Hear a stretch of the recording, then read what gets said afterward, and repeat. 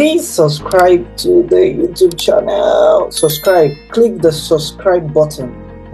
When you subscribe, we'll be able to get across to other people, to benefit from the videos that we'll be sharing premium content around cybersecurity related matter and how to navigate cybersecurity even as a newcomer or as an enthusiast, somebody that is just transitioning into cybersecurity. Not only that, you'll be able to have access to videos that will help you in your career journey in cybersecurity. So help us to propagate this and subscribe. Click the notification bell so that every time we upload new videos, you'll be able to get the notification that the new video is up, right? Subscribe and click the notification bell. Thank you.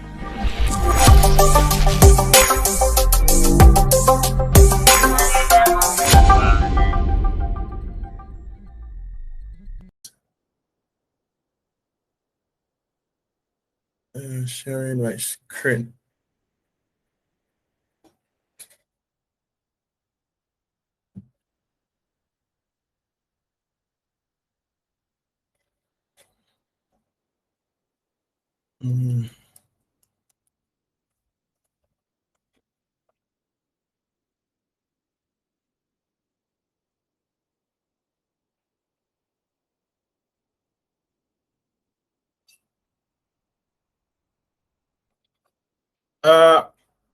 For those who aren't aware, OWASP is it's an open web application security project. I think they have about 200 projects. How many?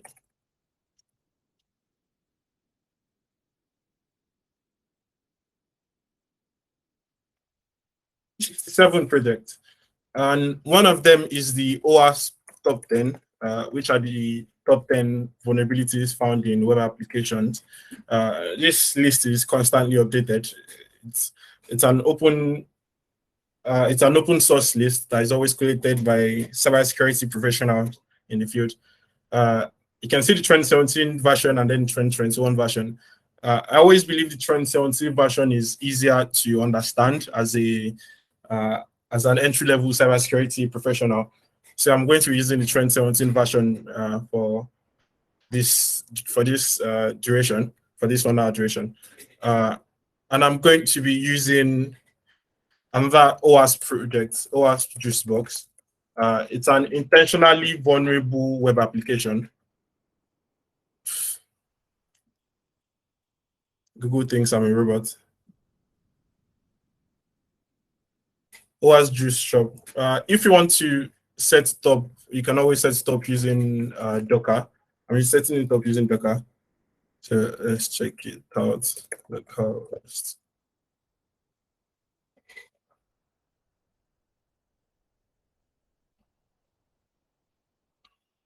Okay, today I'm going to be using the OWASP Juicebox, Juice Shop, depending on which version you download. It's an intentionally vulnerable web application. I'm going to be using it to demonstrate different web application attack methodologies that you can try out on bug bounty targets. Also, it's very important that before you start testing a web application, you get permission from the owner, either written permission or if they have a bug bounty program, or if you check their security.txt file. Companies always detail what is allowed and what isn't. Always try to be on the legal side of things. You don't want to go to jail because you are trying out a new attack methodology you learned. So let's get into it. From what we can see, the website is a clone of a shopping website. It's basically a shopping website for juice.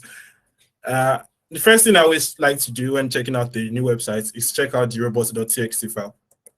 Robots.txt, like it's intended for crawlers, web crawlers. When Google is indexing a website, the web crawler checks the robot.txt file to determine what it should add to, what it should save and what it should not. For example, if you Googled, let me show you a live example. Let's see, reddit.com. Let's check reddit.com. Go.txt. Like the disallow entries tell the scraping bots, the Google scraping bots, uh, not to add these pages. This means anything that ends with a .json, anything that ends with JSON compact, JSON HTML. This is just an example. But it's always important to check the robots.txt file because it essentially gives you a list of endpoints that the file owner, the website owners don't want the Google web search engine bots to show on their search results. So a good example for this is the FTP folder. You can always check this out. Actually, let's duplicate.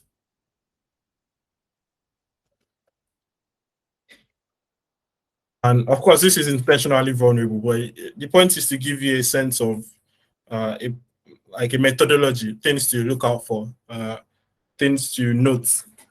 Of course, like the FTP folder contains a lot of files, suspicious errors. Okay, only .md and .pdf files are allowed. This is a classic example of a developer limiting the particular file format of things you can access on the website. In this example, it only allows us to view .md files and .pdf files. But there are several ways you can attempt to bypass this, and one of them is the null bytes method. Let's see, null bytes injection. Yeah, it's a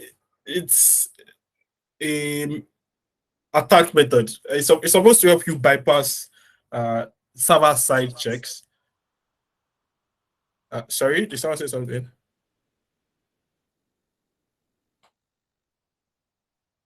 Okay. No, please continue. It allows you bypass checks, server side checks, by adding a null byte. For those who aren't aware, the null byte is the null byte. It's essentially a 0 in X. So we can use that for this. Then this is what we want, but we add a null byte, and then we give the server what it wants. Of course, this didn't work because it's a website. This is a URL. We have to URL encode the special characters. For those who don't understand, let me just bring up URL encoding real quick.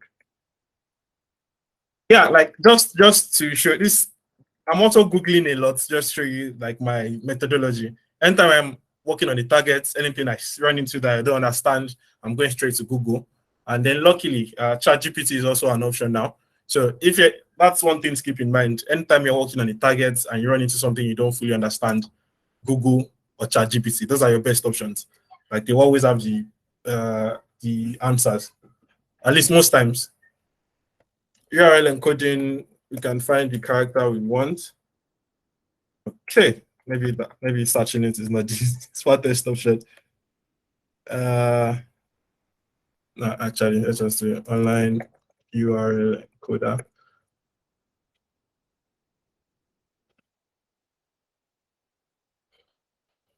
Let's URL encode the character itself. So this is a null byte. This is a null byte, but we have to URL encode it so we can put this in the field. When you URL encode this, you get this. Just so we understand, this character, the percentage character, is what is being URL encoded into percentage 25. If you remove 00 and still encode it, you get this.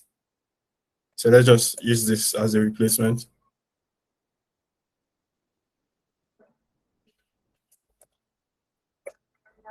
And of course, we have the file, the suspicious YML file. We have it downloaded on our device now. We can always check it out. Of course, it's just a placeholder because this is a dummy website. Back to the website. So that's one vulnerability. If this was a bug bounty target, we've essentially just made money from that. Like we're just going to report it and cash out a bit. Okay, And then another thing that I always like to check out is to see what I can access as an unauthorized user, because at the moment I'm not currently logged in. So I always look around the website. Of course, definitely you have to do you have to force a bit check for pages, but I'm not going to be doing that in this demonstration because it's going to take too much time to wait for the directory format to come up with results. So I'm not going to jump straight into it. So the login process, yes, this is always a part to put a lot of focus on, because there's a lot of checks happening when you're trying to log in into a website, and it gives you an opportunity to, like, there's a lot of things happening when you log into a website or when you register. It's always a good idea to pay a lot of attention to it, because that's, if you find vulnerabilities there, they're almost always high or medium or critical. What's Bob doing? So let's try logging in as admin, password as password. We're going to intercept this with Bob. Accept is on, login. Drop. Where's all this coming from? Sorry, give me a moment. Try and see where Bob is getting the request. Oh, okay, my bad. It's from the other website. Let's switch it on, switch back on, try to log in.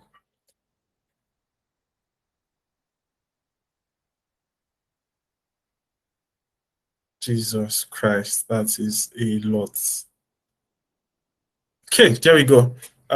I'm guessing from yesterday's session, one of the other facilitators explained how to use tools, particularly in POP, because I was actually present there. So I'm not going to go into too much detail on how to use POP. So I'm going to send this to the repeater. And of course, I'm going to try to send the request again. I'm essentially replicating the request that my browser would make in this POP app, just to see how I can mess with it. So let's try changing this to a single quote. For those wondering why I'm doing that, it's an SQL injection. It's an attempt to see if there's an SQL injection vulnerability in the login. Let's see. And that is a lot of errors. But the key things that you can see from the error is that it mentions SQLite. For those who aren't aware, let's switch itself. For those who aren't aware, SQLite is a database. It's a database engine. So, like, getting database errors while trying SQL injection is always a good sign that you're on something. So for this, I'm going to try the basic SQL injection payload. Okay, actually, I should just give you payload of all things.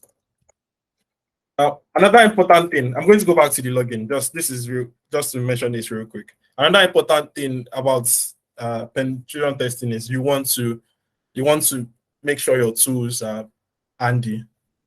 I think I should be a bit more specific. You want to know where to get anything you might need. An example of that is payload of all things. It's a GitHub repo. Like, it's very well maintained. You can see the number of stars and number of forks. There's a lot. Like, it's essentially a GitHub repo full of payloads for anything. XSS, SQL injection rather, SSTI, any vulnerability that you might want to think of. You should probably just check out payload of all things. Let me drop it in chat for those that might need it. Okay, so for me, I'm just going to check SQL injection payload. Like, definitely, I can input the payload myself, but this is just to give you a methodology. Since you noticed that it was the SQLite database, we can just check for SQLite injection.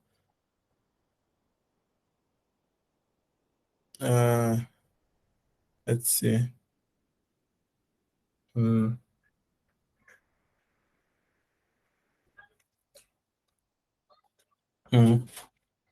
But always try the basic one first. Always try the basic vulnerability, the basic SQL injection first. Like, see this. This is very, very detailed. Because what we are essentially doing is inputting this email field into this. Essentially, can I do this? No, I can't. What we're essentially doing is replacing, because the payload we sent for this was a single quote. We're going to be injecting this particular payload into this space here. And you can just read the SQL query. If you are adept at SQL, you can already see the vulnerability. It essentially says select star from users where email is. Then you provide it an empty string or 1 equals to 1. And then this dash dash tells you to ignore everything after it. So everything here is just going to be ignored. And then we can try this. And it gives us a token. For those who aren't aware, this is a JWT token. You can already tell this is base64 encoded. And if you need a website to check it out, yeah, like I know I'm providing a lot of websites and resources, but I think it's important to know where to check if you ever need anything. There's jwt.io. It's a website where you can use to just mess around with JWT tokens. I'm just going to paste. I want to delete this. I'm going to paste this here.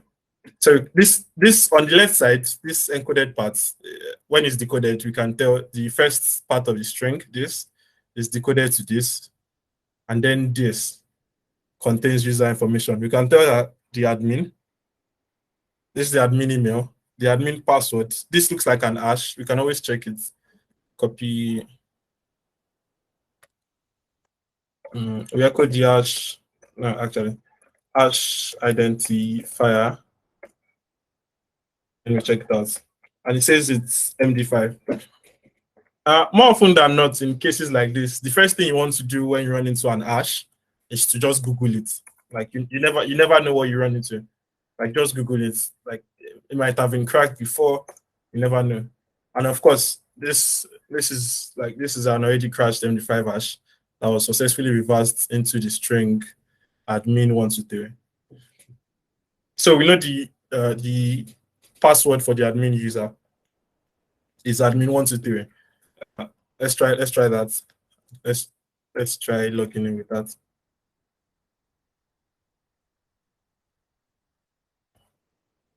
Admin at juice shop.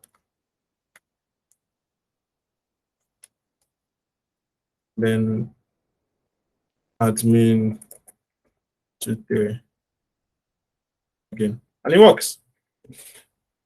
And now we are logged in as admin. But that's just one vulnerability. Like this is the website is intentionally vulnerable. So I'm just going to be logging out from admin because like the end goal isn't just to get admin. The end goal is to try to learn as much as possible, like different type of attack methodologies. So I'm just going to be logging out from this. Let's see, one other thing we could try. Actually, this time around, let's try to create an account. Email tests. Actually, that's village. Password. We use password. Password. Security question. Some of your favorite pets. Pets. Elder siblings name. Naruto, I guess. Register. Well, actually, we should have tried to another important thing to note is that anytime you are inputting information into a website, you should always try to see what exactly you are sending and then what exactly the website is returning back to you. That is very, very important because the basis of cybersecurity is basically trying to break something or trying to make something act differently by providing it with information. But that's the important part. You actually have to monitor what exactly you're providing to any application if you want to hack it. So let's try it again. Git.com, password, security question, anything. And then okay, let's intercept this with Bob and register. drop. Sorry about that.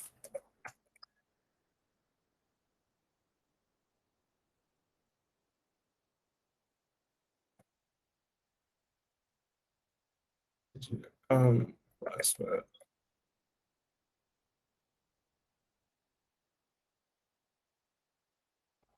Security question. Hello, Zainab. Speak to us. Are you?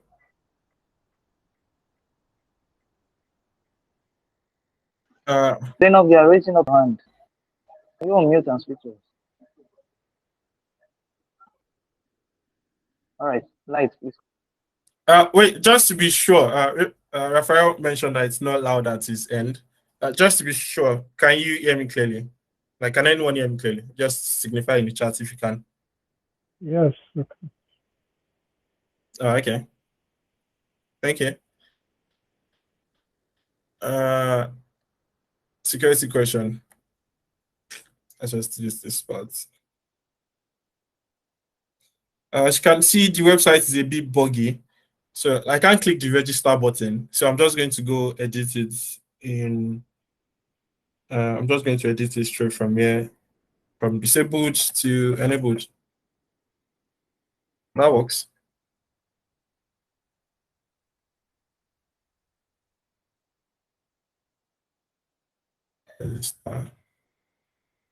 Drop.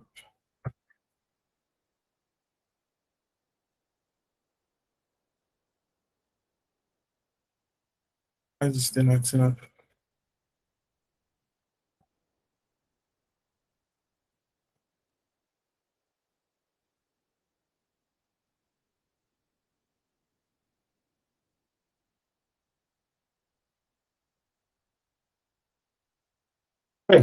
This is what we are providing when we want to create a user.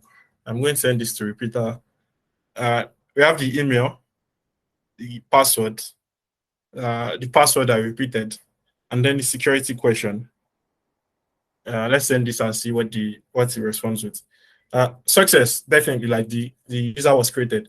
But there's also something interesting. It returns that the role that was created from me is a customer role. It's always a good idea to mess around with the response. So I'm just going to send this again, but this time I'm going to add the role myself and say admin.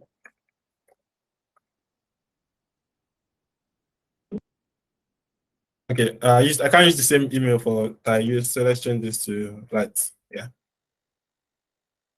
And it creates an admin user for me. See, and the response, like a real admin. This is something that should, like, you should pay attention to what exactly the server responds with, because this is a surprising, like, you'll be surprised the number of applications that actually have vulnerabilities like this, where users can set variables that they're not supposed to be able to set client side. This actually happens surprisingly often, and something to pay attention to. So we can always try to log in with this user.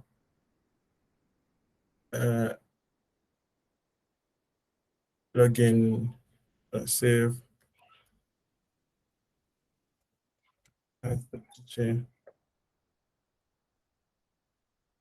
Password.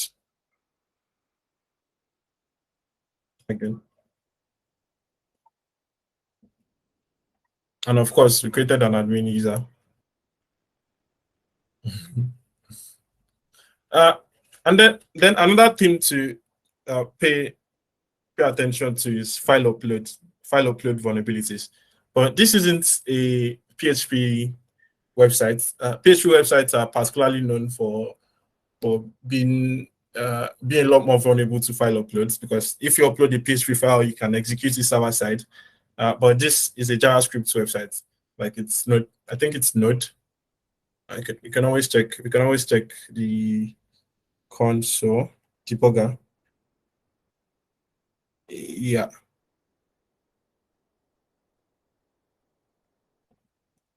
Yeah. Definitely a JavaScript website. let's see. Okay, created an account. Of course, it's a shopping website. So we also want to test the website itself. So let's add a few things to basket, apple juice, apple pomers, banana juice, and everything. And then check our basket. Okay. And then something to pay attention to, like a lot of websites save in an attempt to reduce the number of requests you make to websites. They sometimes save resources on your local browser. An example, I'm just going to show you a quick example of this. This is the cookies. This is our identification cookie. This is what essentially tells the websites that we are who we say we are. Obviously, this is a JWT token. You can always tell JWT tokens. More often than not, they start with EYJ. I just keep an eye out for this EY, and then they always have 3 full stops somewhere around them. And this is the first one, and then it goes on and on. But you can always check session storage too. For example, this BID, you can always guess, based on the websites we're working with, that this might mean basket ID or something else. But even if you don't know what it is, like, it's always just good practice to mess around with it and see what happens. So this is our current baskets: apple juice, apple mass, banana juice. So let's change the basket ID or BID from 6 to 5 and just reload the page and see what happens. See, we are now checking another user's basket, a shopping basket. So like it's always important. I think the core thing to web application testing is be conscious of what data you have access to and try to manipulate it as much as you can to see how the web application responds. Like that's I think that really is the main thing. Like the amount of information you're providing the website, just the amount of data you can manipulate, try to manipulate it as much as you can and just see how the website responds. Like more often than not, it gives you more information that you need. Let's check out the complete page. Okay. I am complaining because website is broken. And then we can import a file. FIFA 22. Let's see. Do I have any file? Okay. File to watch. I'm just going to create a random file. Touch file example .txt. Let's try to upload the txt file. It should be my root of files. File example.txt. Okay, so we can't upload a txt file because it says only PDF or zip allowed. A good practice for this is to actually check what is stopping it.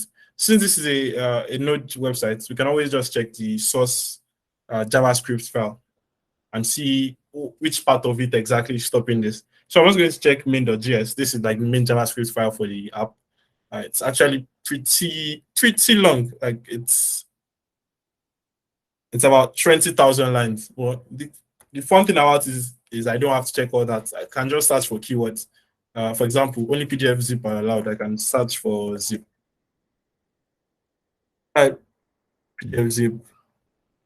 I'm just going to scroll through so I see anything that looks interesting. See, allowed mean type. Okay, sure, actually, let me just Google this. Type.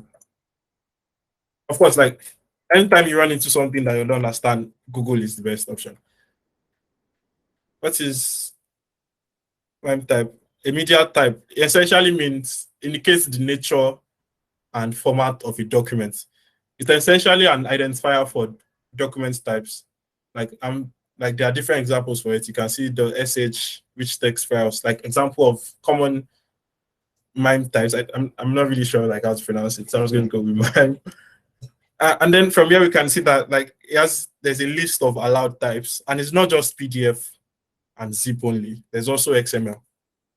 So like there's also XML and XZip. So like it's interesting. The more often than not, web application creators they always implement the security client side. It's more like it's more the front end stopping you rather than the back end. Of course, like the front end here says only PDF and zip allowed, but when you really check what is handling the data, because this is the file upload, what is really handling the data, you notice that it allows more formats than just what it says it accepts. So I'm just going to try to upload a XML file. Let's change this from this to XML.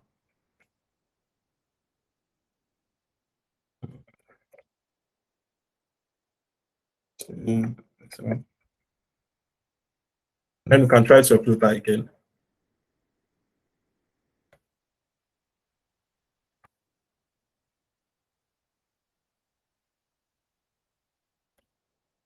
And see, no error. Let's see what exactly is sent. Damn. I should actually just set scope for this.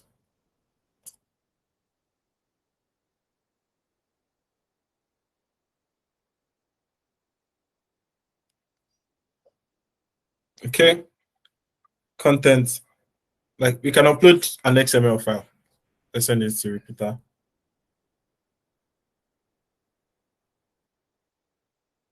Oh, okay, it has been deprecated. Okay. But another thing to draw attention to is that anytime you see an input field that accepts XML, like accepts XML file format, or input format, you always want to look out for XXs. Sorry?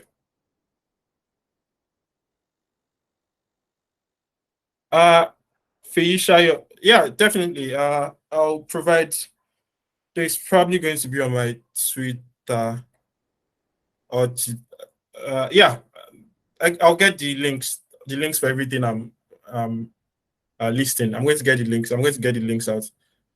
Well, I'm going to have to ask the organizers the best way to get out. Or actually, you can just reach out to me on Twitter. I can just I'll post it on Twitter like at the end of everything, and try to see if there are other ways I can get it to everybody.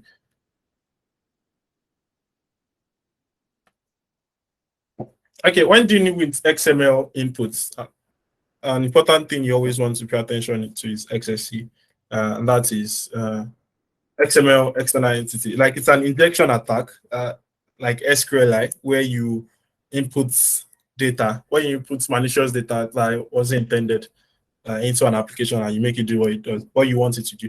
But what makes XSC a lot more dangerous is you can actually get remote code execution from it. From XSC, you can take over the server hosting the web application.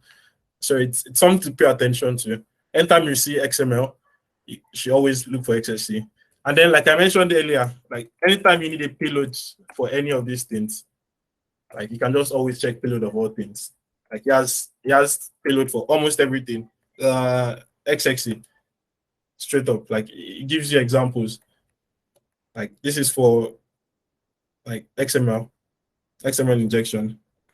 Like it gives you ways to bypass random checks. I mean, there should definitely also be a way to bypass it's not here. Interesting. There are specific payloads if you want to bypass firewalls, but you should really just keep an eye on payload of all things. Like you more often than not, you find what you're looking for in payload of all things. But sometimes, actually often, you probably have to make your own payload.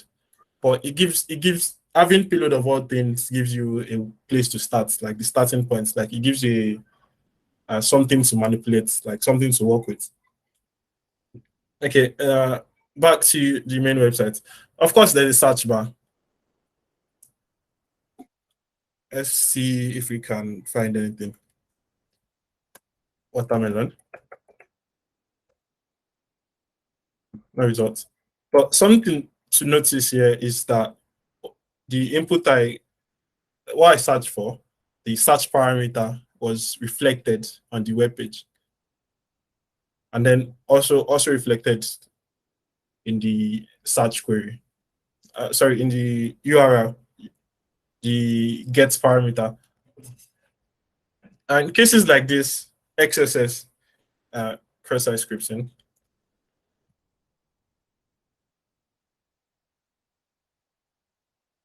XSS is what you really should be looking into. Anytime you have a search field, like a search field that is reflected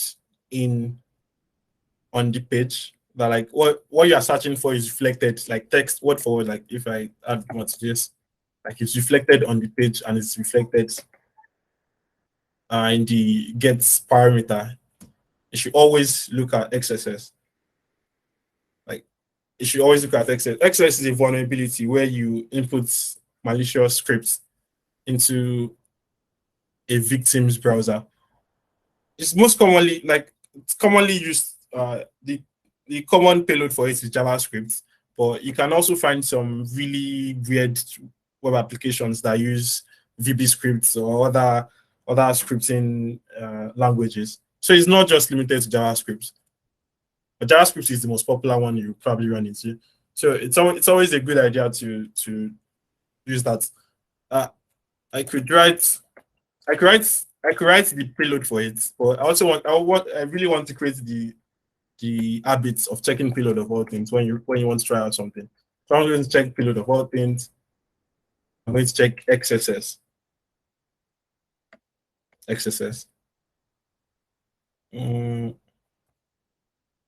And this is for reflected JavaScript. There are more reflected XSS. There are 3 different types of XSS you can run into. So I'm going to try this payload. This is for reflected XSS. And nothing happens.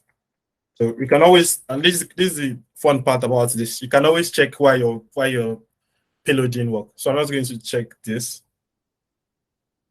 by inspecting elements. This is where it's supposed to be from what we are doing before, like when we are inputting watermelon. Like we know this is the spot where it should be. So we can always just also check that spot when we search for XSS. And we notice that it was added to the DOM but it wasn't executed. And this is a really cool thing. Like it's not reflected XSS in this case. It's a DOM. Let me write that out. XSS. A DOM-based XSS. If you want to check out the difference between both, you can always, you really can always just Google it. I'm not going to go into it. I don't waste too much time because it seems I'm almost out of time. So we're going to be using a DOM payload, a DOM-based XSS payload, and a good example of that is this. So let's use this.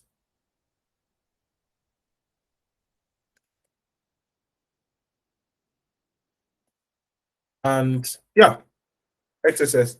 But like I think when people use alerts, like it really doesn't tell how much damage XSS can cause. Like you can use, I'm just going to show you like different payloads for it. You can use XSS for a keylogger. Yes, like you can really you can like keylog a victim's browser through XSS. So like just to give you an idea of how much damage can be caused. If it's a PHP website, you can create a file, you can write data to a file, you can get the victim's cookies, you can get their tokens from their browser. Like the amount of damage that can be caused by XSS is actually really crazy. So because most people always assume it's just a medium or low threat vulnerability, right? It can actually really scale up and can be used for like the amount of like a number of crazy things. Let's see.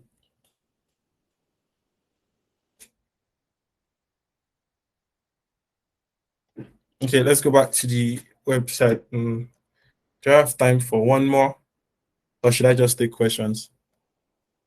What would you advise?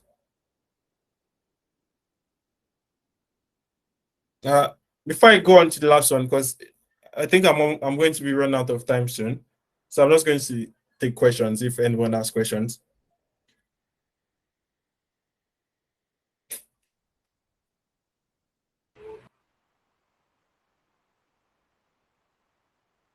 Okay, I'm going to assume that means no questions.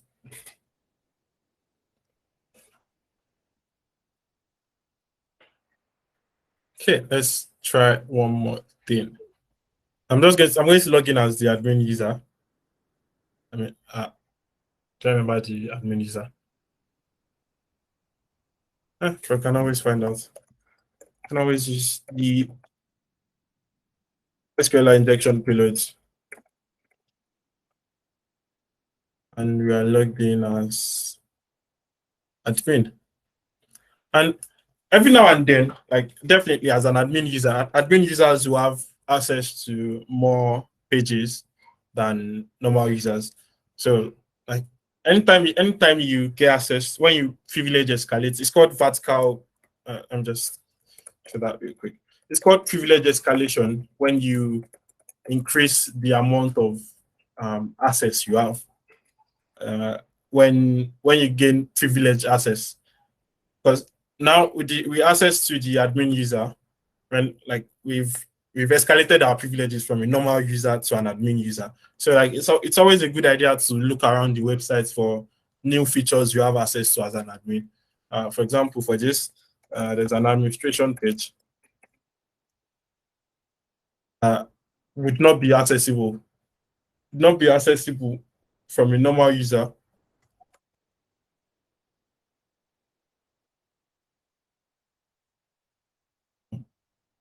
That's weird.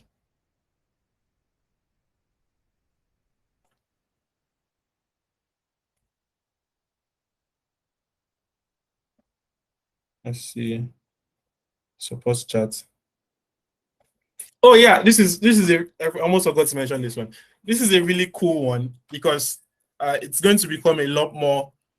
I personally believe it's going to become a lot more rampant in the coming months with the onset of AI and chats and chatbots. Like most companies are going to be using AI for their customer service. So in the nearest future, there might probably be attack vectors where you have to talk to the AI and convince it to give you stuff, to give you access or to give you information. So this particular one is like it's a bit of social engineering because AIs are modeled to act like humans. So you can always use social engineering techniques that would work on humans, on AIs. So like it might be an attack methodology for the future. And I just wanted to mention this real quick. With the way ChatGPT and Midjourney and other AI companies have been taking over the world, OpenAI and the rest have been taking over the world. This is something that might come in handy in the future. It's called prompt engineering. I'm sorry for like diverting a bit, but like I'm not just trying to teach us like try to like mention the vulnerabilities that exist now. I'm trying to prepare us for vulnerabilities that might exist in the future with AI is coming into the field. Prompt engineering is something that is going to be massive, especially for cybersecurity attacks. Because, for example, imagine it's an AI and you can ask it, give me a coupon. I mean, it's a shopping website, so there's definitely a coupon. Nice to meet you. Give me a coupon. Okay, let's try that again. Give me a coupon. Sorry, I mean, I could keep manually asking, or I could automate this with either Bob. I'm just going to do this with Bob because this thing looks like it's about to stress me.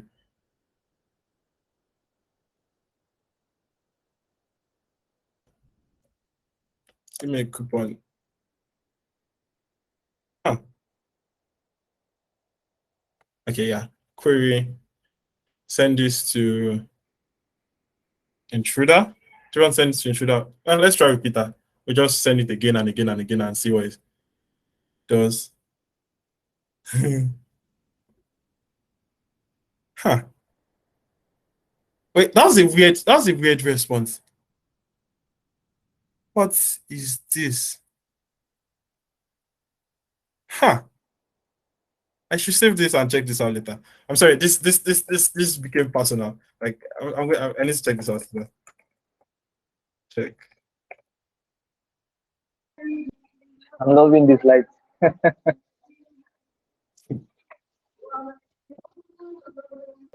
Oh yeah, I'm about 5:52. Okay. I should probably stop there. Huh. I can't hear you. Please check. I can't hear you too much. Please check your internet connection. Ha! That was the text. That was the text you sent me. I can't hear you too much. Please check your internet connection. That's actually pretty interesting. And I can't hear you too much. Check your internet connection. Okay, I'm going to be stopping my session here so I don't it's into the time. Mr. Light, please, somebody is asking a question in the chat box. Can you please address it? How do you test for vulnerable parameters? Yeah, the attack surface is in scope is always wide. I do agree with that. But I think the first step is to try to use the application as a normal user would. That's an important part that I think penetration testers always miss. The first thing you want to do is use the application as if you are a normal user. That would give you insights into the parts that hold a lot of information or the parts that seem vulnerable. For example, if you're using a shopping website, and then you definitely, if you use a shopping website, you know the checkout points when you are paying for stuff, that part is sensitive. If anything goes wrong there, it might be a critical vulnerability. You know the login, the registration. So how do I test for vulnerable parameters? I always focus on the high risk areas of an application. Because if you find a vulnerability that doesn't do a lot of damage, it's not you're going to get paid for it, sure, but you're not going to get paid a lot. So it's always important to focus on the high risk areas of an application. And then how do you test for it? It depends on the parameter itself. Is it a search query, XSS? Does it seem to be getting something from a database, SQLite, attempt SQLite injection? Is it trying to do things in a particular order? Risk condition. Yeah. I'm sorry. Please ask a question. Raise your hand.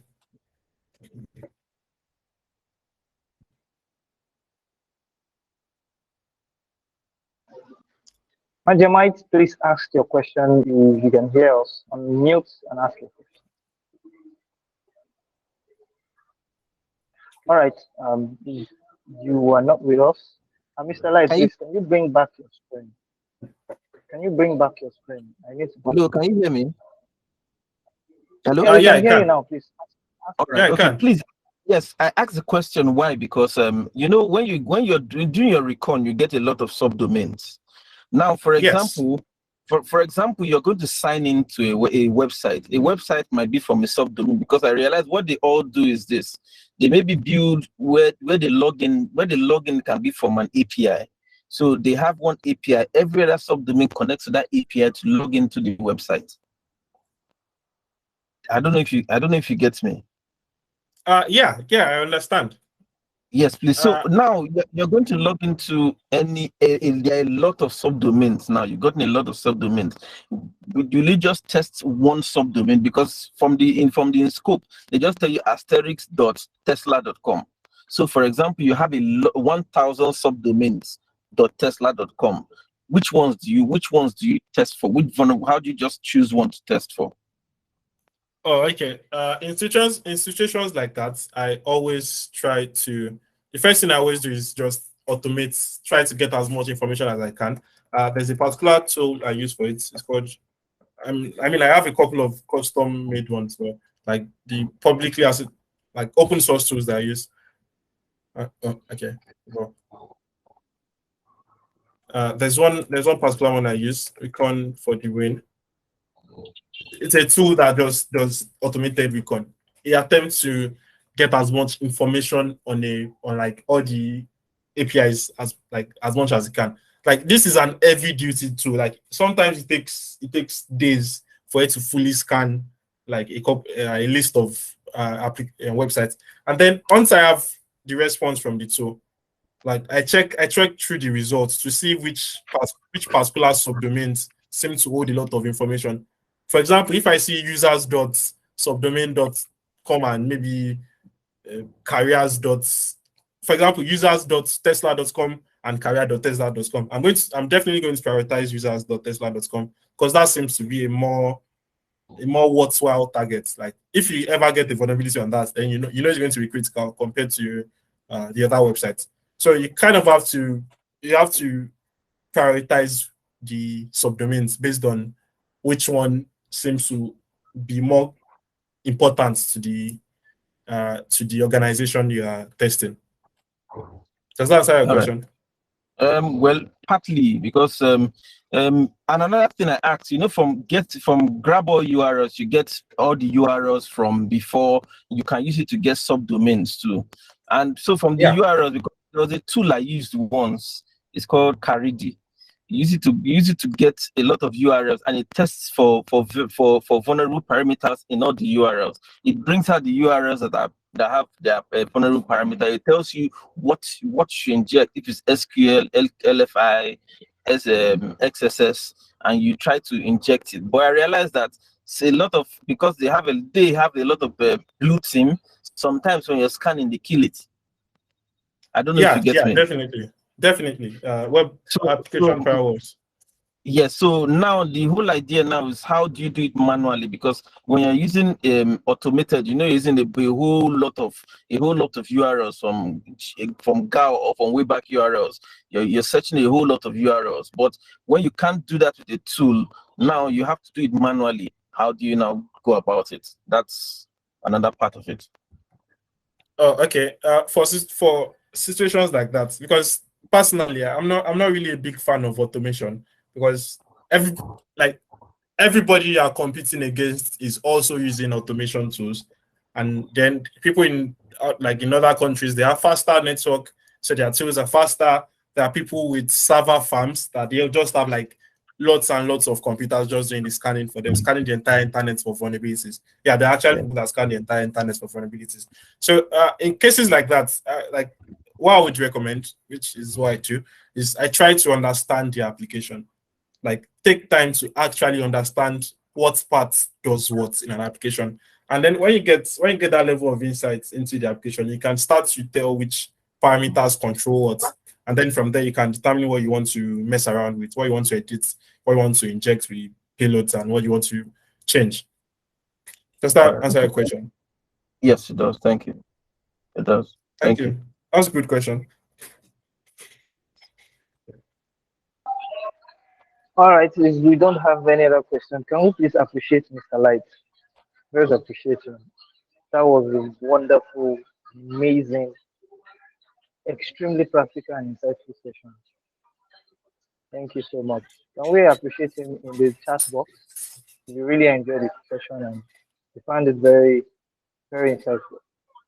All right, please appreciate him in the chat box. I'm waiting for us.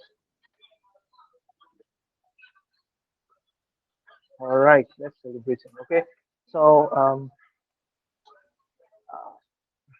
yeah, I'll be calling on the next speaker, and her name is Abigail Inyang. Abigail is our super girl, cyber girl, cyber foundation, cyber safe foundation program alumnus, and she's a penetration tester. She works with a US-based firm, and she's an addicted Python programmer. She writes a lot of codes when it comes to security solutions and tools, right? So Abigail is going to be taking us on exploiting CVEs, right? And Abigail, are you on the call? You're on the call and you can hear me. Can you unmute and say hi? Hello, can you hear me? Yes, I can hear you loud and clear. Are you ready for us? Yes, I am. All right. You can kindly go ahead. The floor is yours. Okay, thank you. Sorry. If it is hard for you to show your face, maybe you should not, so that you'll be able to share your screen also. Okay? Okay. You might not need to. Sweden. Okay, fine.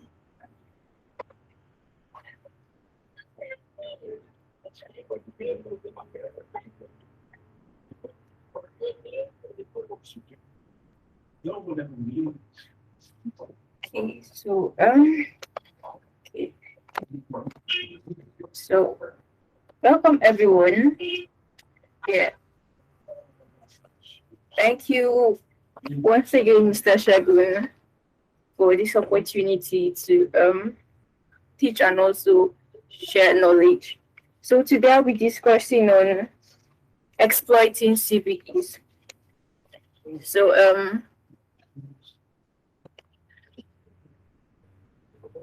yeah, exploiting CVEs. So most of us have heard of CVEs. We've exploited them while others haven't. So if you haven't, don't worry. After this session, you know how to exploit one. So let's begin with defining CVE. So what does CVE stand for? CVE stands for common vulnerabilities and exposure. So it's basically a publicly disclosed security flaw with an assigned number. Let me show an example. So CVE. So it's a publicly disclosed security flaw with an assigned number. So when you think about CVE, you can think about patent. We know a patent is a document that is used to show you've invented something cool. In other words, it is a way security professionals document a vulnerability that they found, which might be a bug or a weakness in a system, an Android device, a doorbell, etc. Yeah, so I searched for CVE and I came to this website, cve.mitra.org. So you can come here and search for CVEs. So you can search based on, you can search, yeah, therefore, you can search, sorry, yeah. Yeah, I searched for WhatsApp, and so this is what a CVE looks like. Have the CVE, the year the vulnerability was found, and then an assigned ID number. So I searched for WhatsApp, and then I found about 44 CVE records related to WhatsApp. So if I should click on one,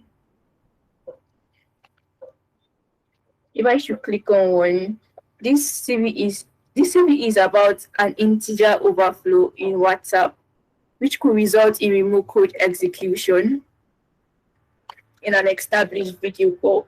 So there are different websites you can search for CVE. This website is one. You can search for CVE. There's CVE details, which is another website where you can search for CVEs.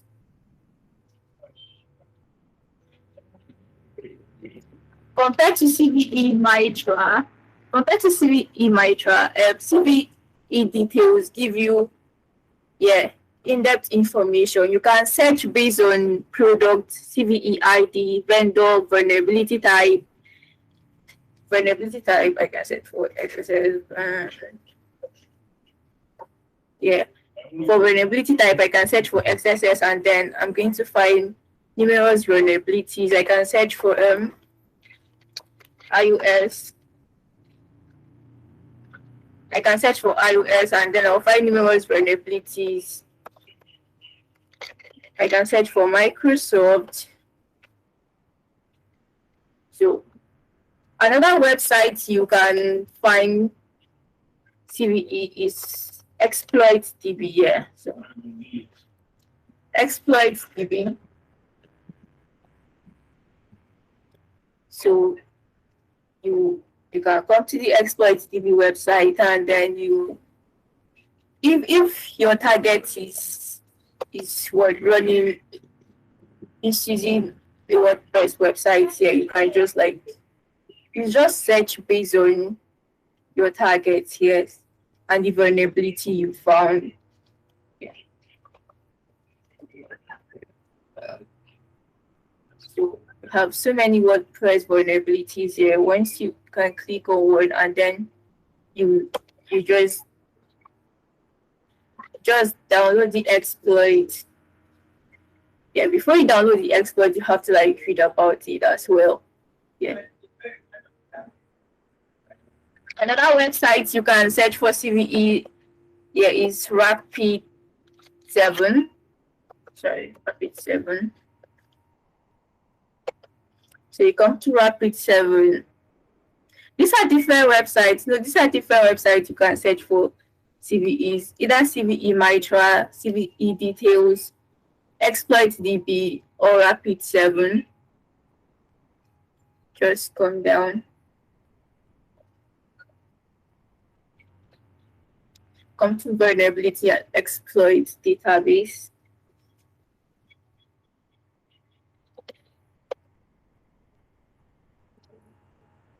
Just if you should scroll down, you're going to find different vulnerabilities and different CVs. So it just depends on the vulnerability your target has. Yes. So another tool you can use is Mmap. Yeah, Mmap. Okay, let me go down to Mmap. Okay. So we know Mmap is a tool for discovering hosts and services on a computer network. We can use Mmap to scan for vulnerabilities using the Nmap scripting engine, or you can just call it NSE for short here. So just type Mmap here. Mmap, and then the scripting engine. So there are two most popular vulnerabilities or CVE detection scripts found on Nmap or found on Nmap scripting engine. Here we have one which is Nmap vulners and vulscan. So let me have, this is it. Nmap, yeah, vulners, and then these are the two popular Nmap scripting engine you can use to detect vulnerabilities.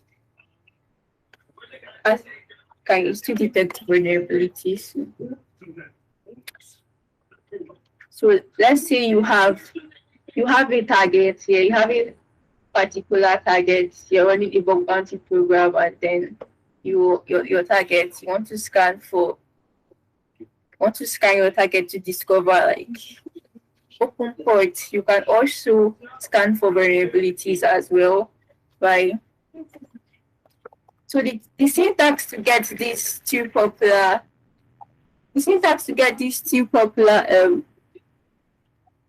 Nmap scripting engines. Yeah, this is, you can get them from GitHub. You can clone it from GitHub. Yeah. Okay, let me just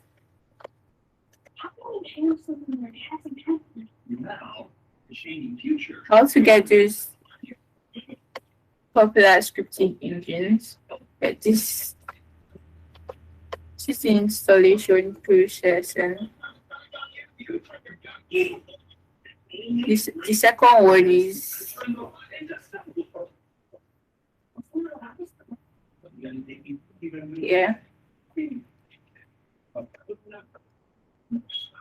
Yeah, I hope you're all following me.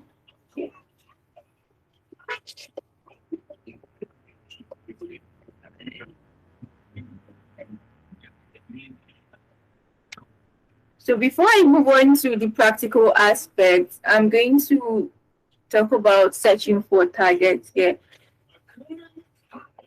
Let's say a new CVE was recently published, and you want to like search for targets that are vulnerable to this particular CVE. So you can use Shodan. You can use Shodan to like search for that.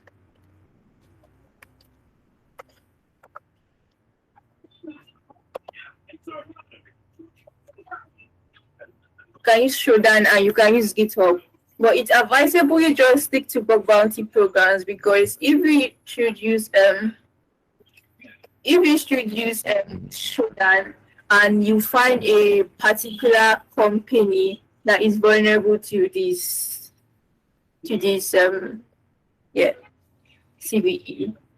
you might exploit it, send it to them.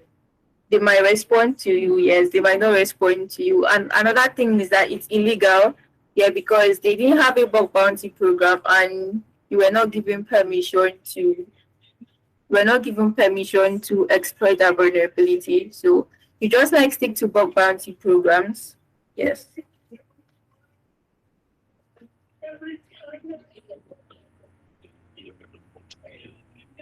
So let's go to our target.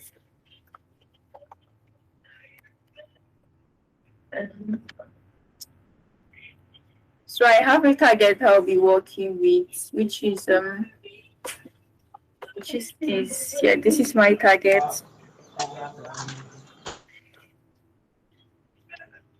But before I continue, please, I hope you're all following me. Yes, ma'am. Okay, thank you. So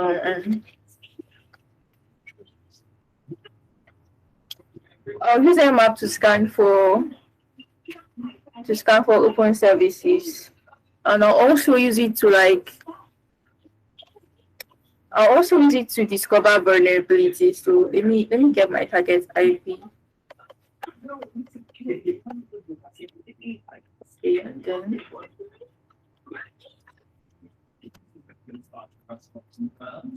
okay, fine. Let me in case you want to use the different options here available for us. So the option I want to use is SV, which is for service and version detection. So we use SV to discover services here that are running on the available port. Yeah, you can also use OS, which is for operating system detection. You can use before you use the map tool, just know what you want to do. Make use of the help option. Yes. Cool. The only flag I'll be using sorry. Yeah. No. Then I didn't download these because I already have them installed, but let me see if I had to download them. Yeah, sorry. So it's telling me that it already exists. So if you don't have it, you can go ahead to clone it from GitHub. So since I have it already, I'm just going to go ahead with this scan. And then we have script, blah blah blah. Script, blah blah. Yeah, and I like that title.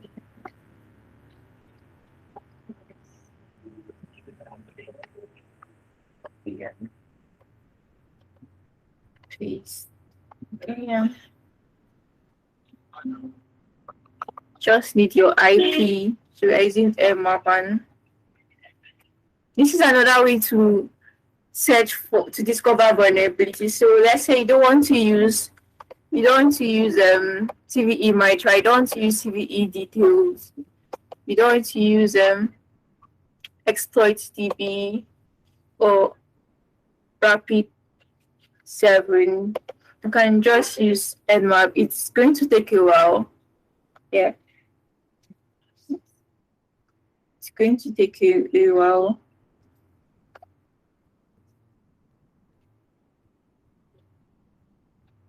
So while we are waiting for that, this is our target. Let's play with this. So we want to log in. Yeah. You don't know the username, I don't know the password. But the first thing you have to try when you want to enumerate is to think first. What would be the default password for this particular? What would be the default password for this particular technology or this particular website? Yeah, you can just come and search for it. Okay, fine.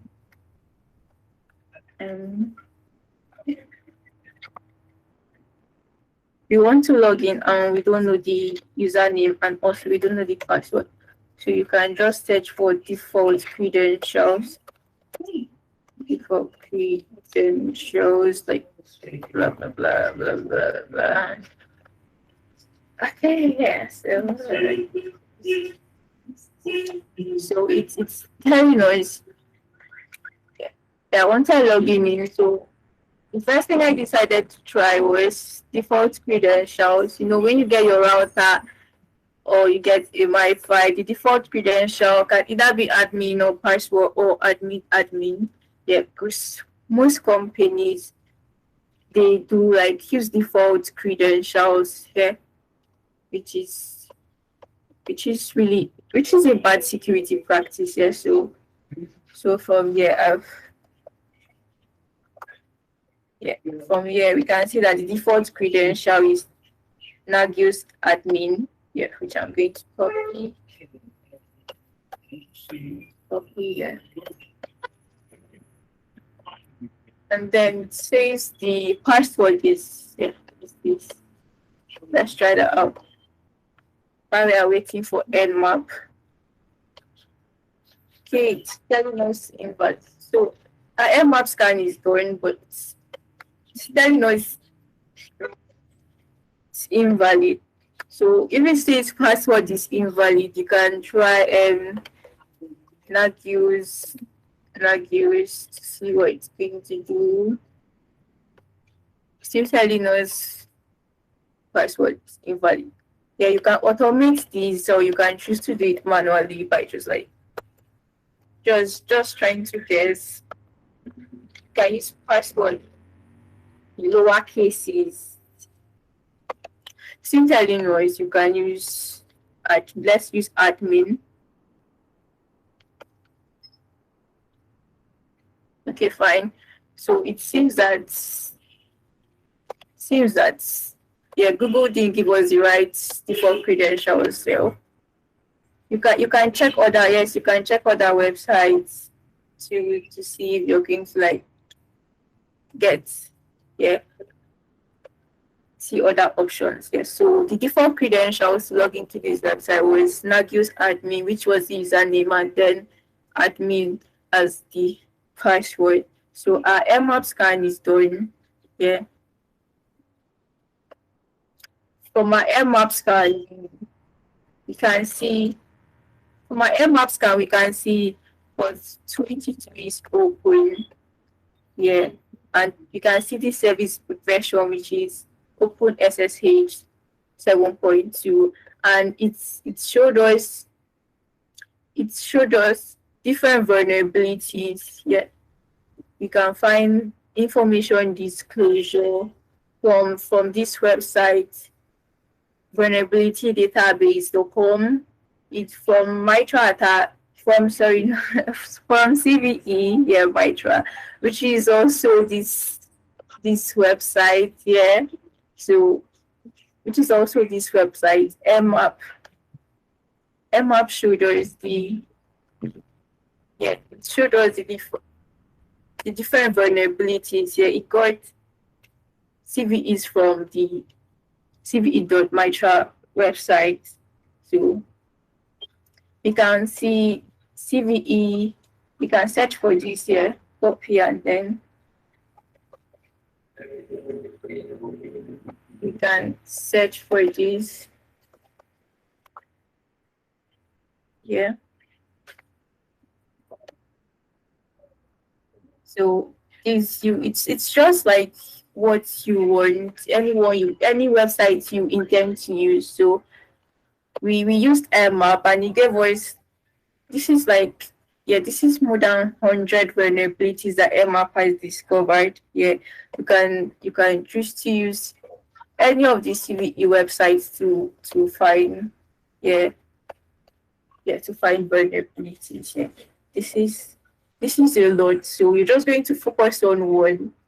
Yeah, whether it's authentication, username information disclosure, or user enumeration vulnerability.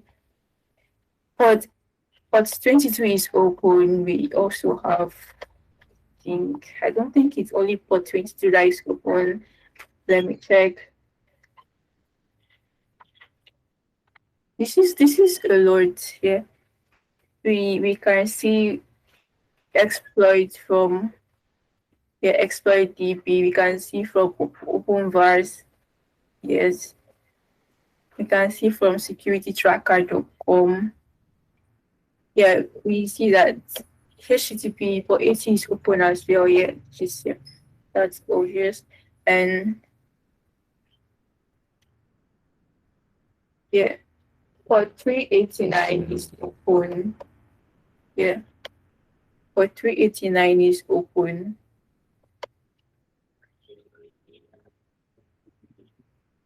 Which other port is open? It just shows us, MF just shows us the port that is open, and then the different vulnerabilities that it shows us the port that is open, the service version, and the different vulnerabilities for this service version. So we can choose to enumerate, exploit this service version. We can, yeah, just any CVE you want to like work with. Yeah. So let's come to exploit DB.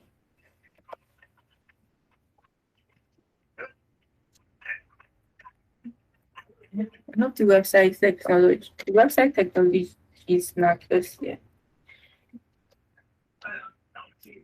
So she's not just.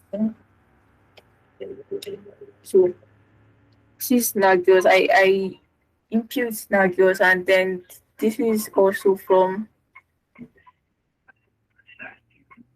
She's a lot of about 45,000 results from exploit DB. So if you want to exploit, yeah, cross-site scripting, you just go for anyone. So I'm going to work with authenticated remote command execution. Yeah, authenticated remote command execution. Yeah, you can choose to download these, or I can work with you from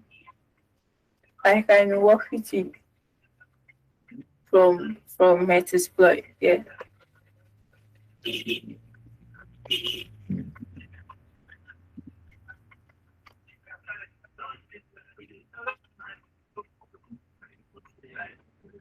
So this is the explanation of the CVE.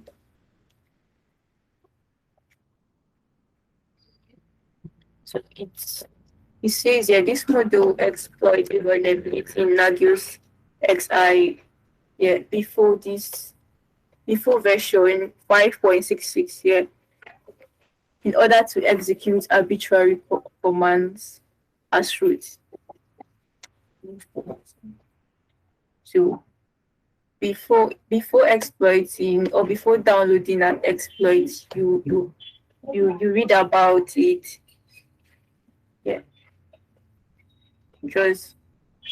Just casually. But if you don't understand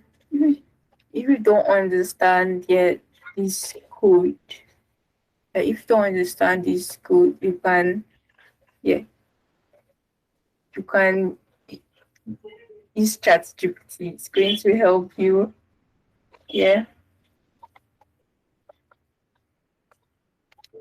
So I downloaded the exploit. Like I said, you can download the exploit, and it's also available on Metasploit.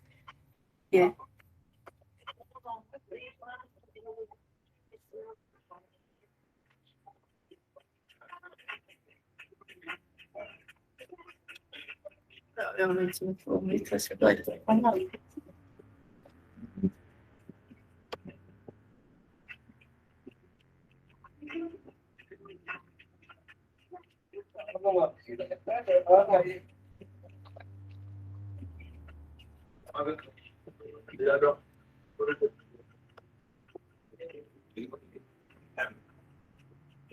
So Metasploit, we can also search for Nagios.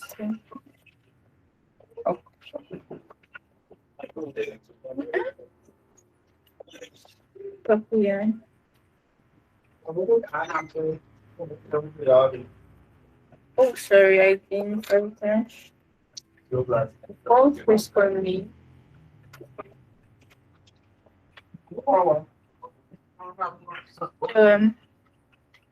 So I searched for Nagios and I found about how many exploits 13 exploits. We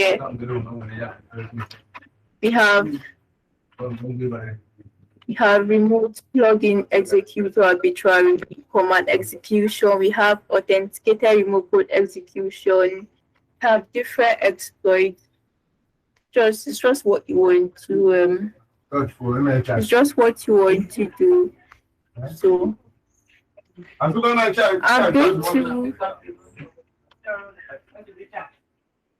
going to choose any exploits here. So use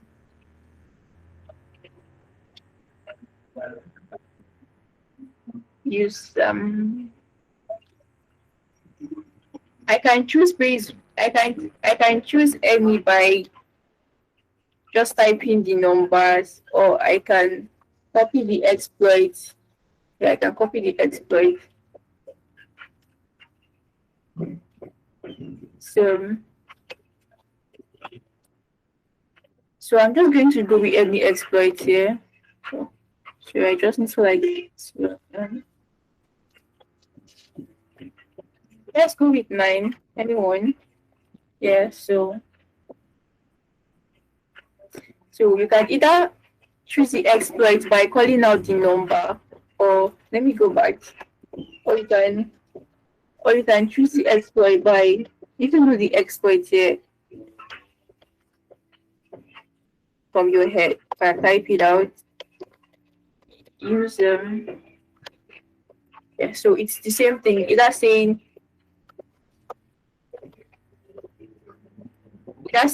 use 9, or we'll write the exploit name. So show options.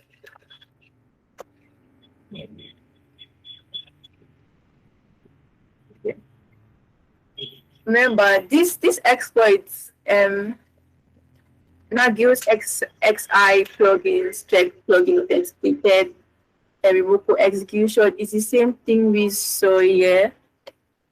It's the same thing. It's exactly the same exploit. I'm using it directly from Metasploit. So I typed I type show options, yeah, please, and then you just look at what is required here, what is required of you. You have your password is required, proxies they aren't required.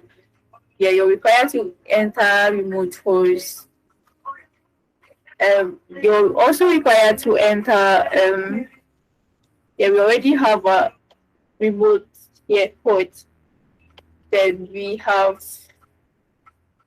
a local host which is required. Yeah, so the first thing that is required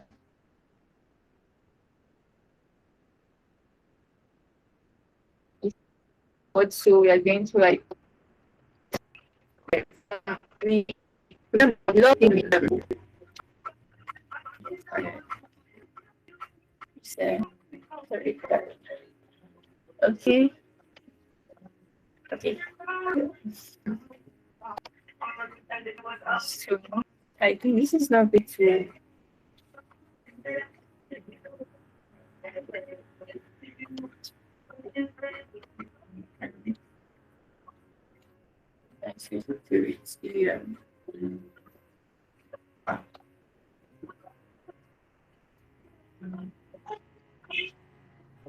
oh boy.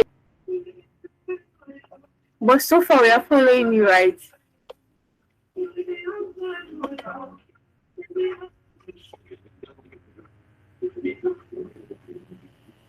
Okay. Okay.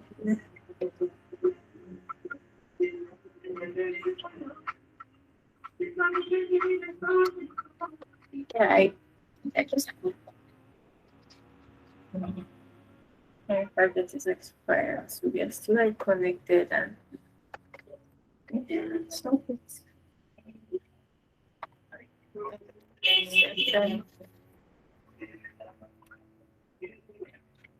Six.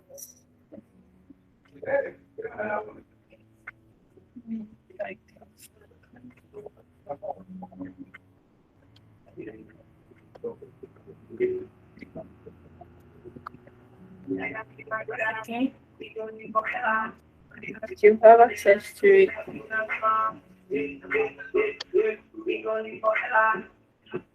Okay. The first thing that was required from was his password, which we've done. I typed in set password to admin, which was the default password there. Then remote host is your target IP. Yeah. So target IP. Yeah, you're just going to like copy from here and then set. The next thing that's required is yeah, the server host. So we're just going to like set server host one. Yeah, from here it says the server host is the local host, so network interface to listen on. So just going to like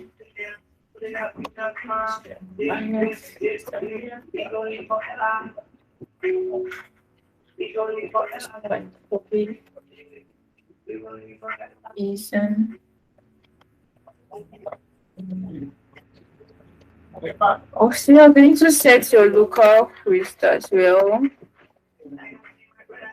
The local host and server host must be like the same. Yeah.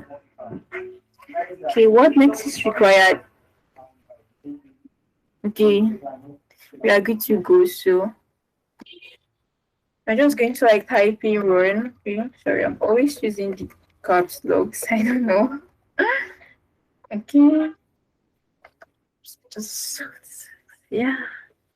So while it says here started reverse TCP handler on the local host and then the listening port. Also it says okay fine, upgraded. Okay. So it says exploit completed, but session is not created. So what I'm trying to do here is I'm trying to exploit this CVE. Where is the exploit CVE? Yeah. This is the CVE was discovered in 2019, and this is the ID that was assigned to it. So this is the CVE I'm trying to vulnerability I'm trying to exploit here. So it tells us that exploits completed but session not created. Let me try another. Let me try another thing. Right.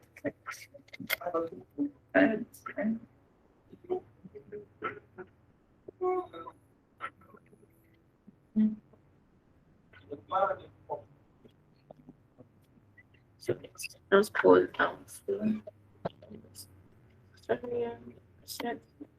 Okay.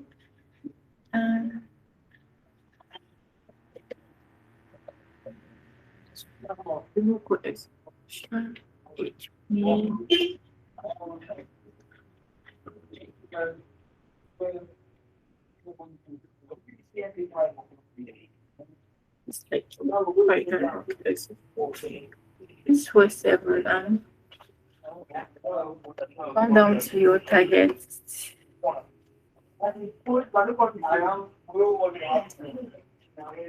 Okay, since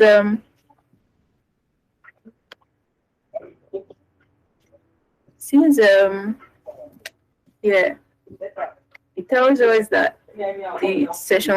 the expert was completed, but no session was created. So, everything that was required here, everything that was required from us here was set. So let me try exploiting another CVE to see if I'm going to get the same issue. So I'm going to go let me try using this exploit. Okay.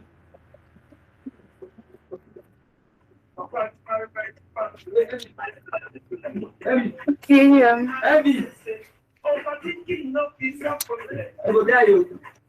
yeah, then show options.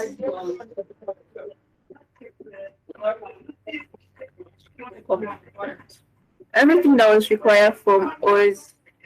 Let me try exploiting the first vulnerabilities, the same that is being requested from us now.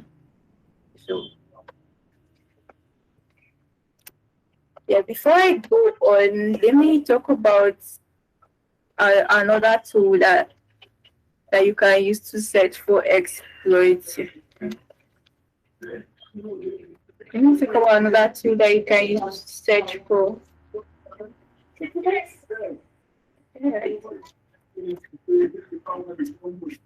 Another tool you can use to search for exploits that is that you have pre-installed there on your Kali.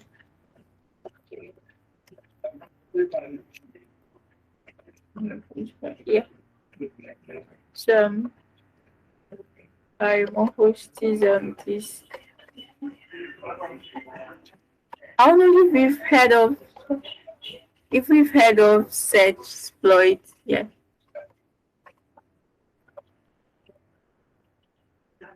Yes, search exploit, no?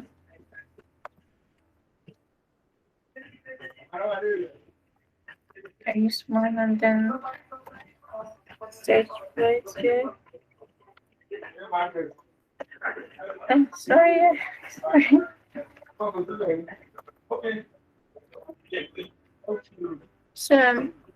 So it's an exploit database archive set. So it's just the same thing with exploits. It's the same thing with the exploit DB database here, but this one comes pre-installed on your Kali. So it comes pre-installed on your Kali. You can search for it. Yeah, like for something.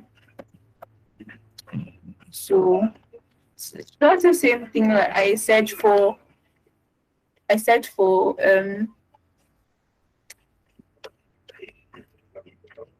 for Nagios everywhere. You can find different vulnerabilities for different CVEs. About 182 results CVE records from the CVE Mitra. If you search Nagios, yeah. So we have about 1,930 results from CVE details. It's just boils down to the platform you want to use. Yeah. Now yours is Sexploit here is giving us different vulnerabilities as well. So it's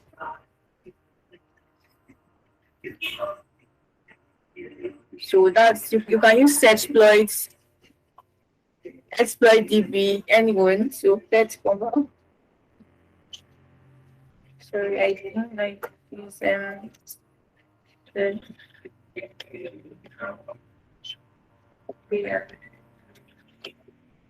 please.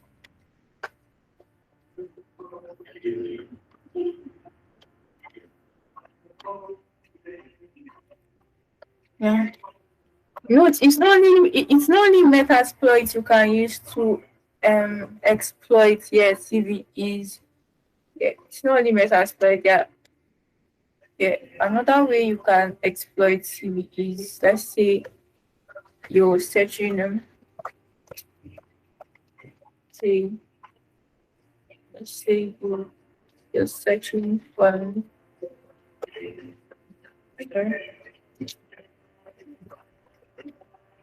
what vulnerability should I use? This is like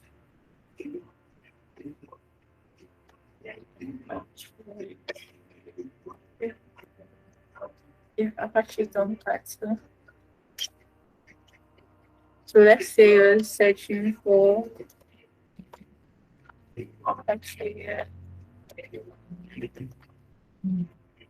cards. Yes, so you can say so we have like different different files that we have. You can see like a Python file. You can see this is a Ruby file. You can just like copy this particular directory and then you can. This is another way to like this another way to search for to exploit a particular vulnerability. So exploit DB and then exploit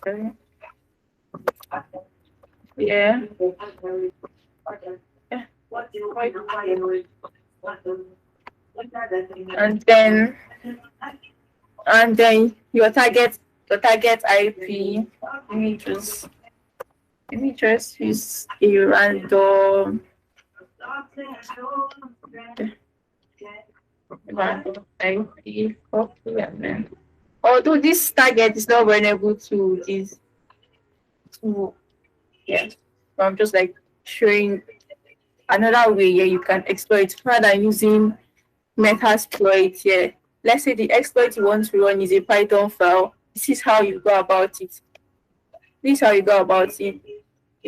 Python 3, the directory, and then the target typing.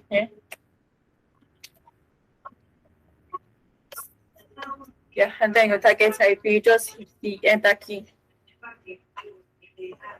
So let's go back to Metasploit. Yeah, we've set local host, set remote, and set password, admin, and let's try this focus box. Okay. I hope this will work.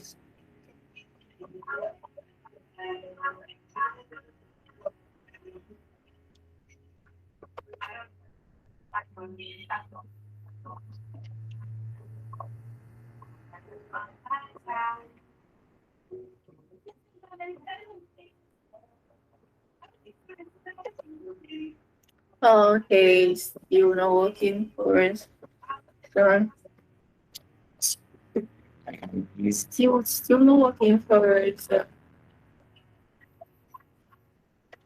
So based on your targets, yeah, based on your targets, you just like let's say your target is using an outdated system. You can just come and search for you can search for yeah, let's say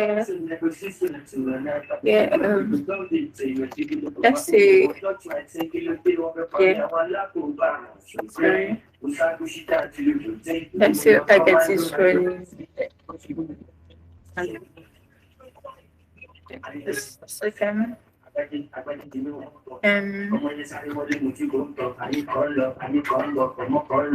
just trying to think of like, let's just say you have a target that's running an audited server or operating system, maybe a doorbell, an IoT device that is outdated. You just come and search for exploits related to the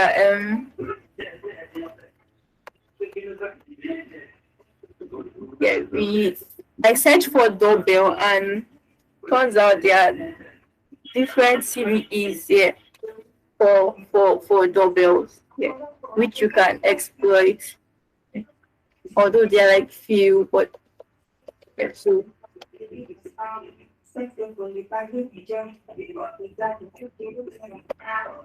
you can also exploit these vulnerabilities to gain privilege here. To gain root access, to gain root access as well, to escalate privilege,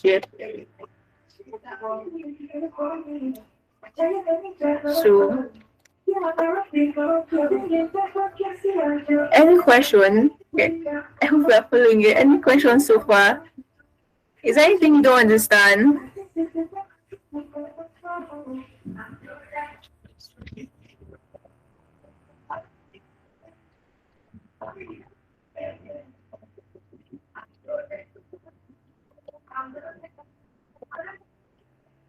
So far, is there any question or is there anything you don't understand?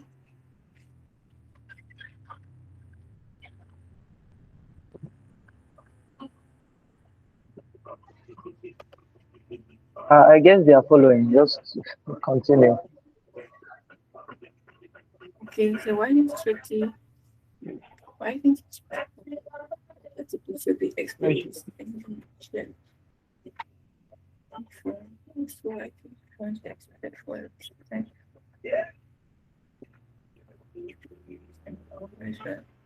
Oh yeah, so I get your question. So let's try it. Let's see what's going to happen there.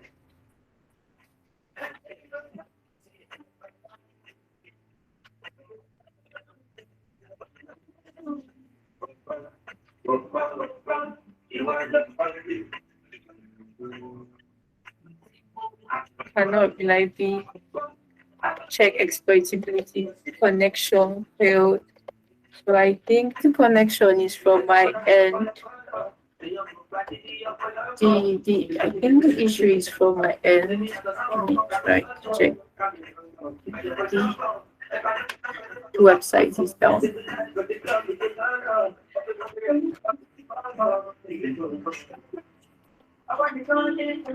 What is again?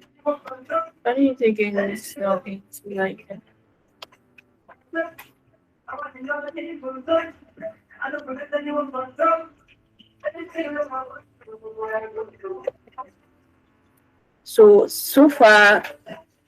so far we've seen that you can search for exploits using the while waiting for a metasploit. It's except on the breaker.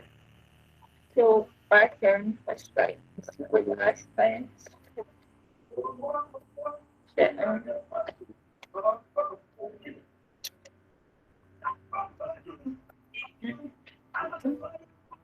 So far we've seen that we can use map to search for vulnerabilities. Yeah. By cloning the different map scripting engines from GitHub. And also you can also use them. You can use Mmap, you can use Searchploits, you can use Google, you can use Exploit DB, you can use Exploit DB, you can use Rapid7. CVE details only give like details about the vulnerability. It tells you the score. If it's very critical, if it's not like if the bug is critical or if it's informational. If it's like so if it's very red, if the score is very red, it's red. Just that is a very, very critical vulnerability or bug.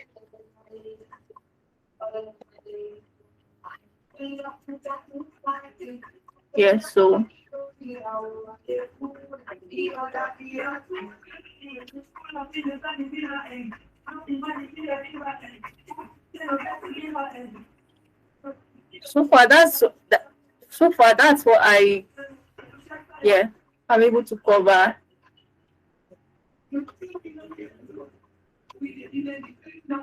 So far that's what I'm able to cover about exploiting CVEs. Discovering vulnerabilities and exploiting CVEs.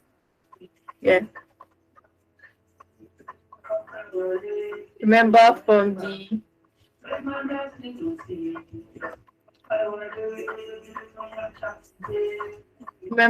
the definition I gave here, CVE is on the definition I gave, CVE stands for Common Vulnerability Exposure, and it's basically a publicly disclosed security flaw with an assigned number. With an assigned number. This CVE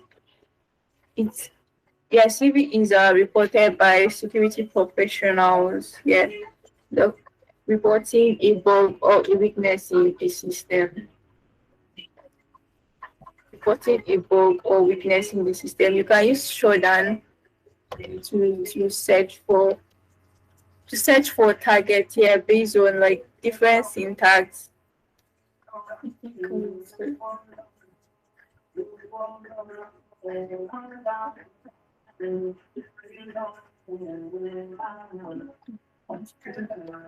So you can use it to search for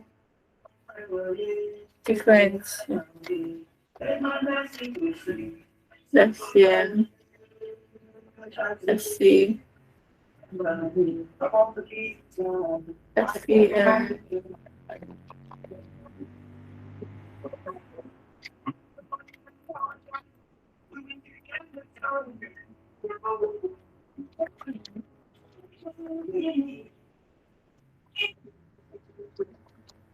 So like I said before, okay, fine. It gave us 10 results, yeah. And like I say, this you can use showdown, but the thing is, you don't know if these companies, yeah, have any bug bounty program, and it's illegal to just come to someone's site and then start, yeah, scanning for bugs, yeah, without them having the bug bounty program, or it's illegal. I mean, right? Eventually, so you can just, this is like a lot of information from this.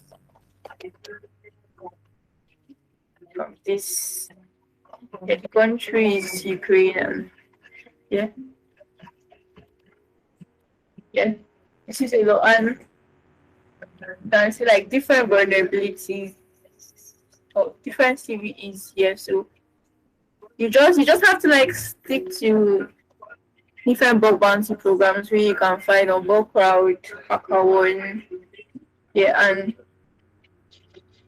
different other bug bounty programs, yeah, bug bounty platforms out there. I mean, rather than coming to Showdown and then searching for a vulnerability and then exploiting any system or any device you like find or any IP you find here.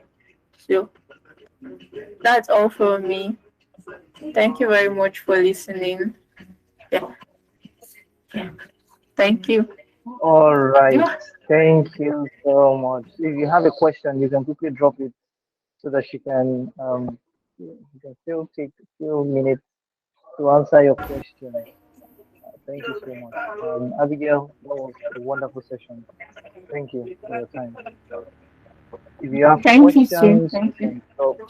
yeah, you can drop. Let's appreciate Abigail, please, in the chat box. Let's appreciate her. Let's appreciate her. All right. If you have questions, you can drop. We are moving right on to the next speaker, facilitator. And that will be the last facilitator for today. And we will come to the end of Bug Hunting Bootcamp. But before we even end everything, right, there's something I would love us to do together.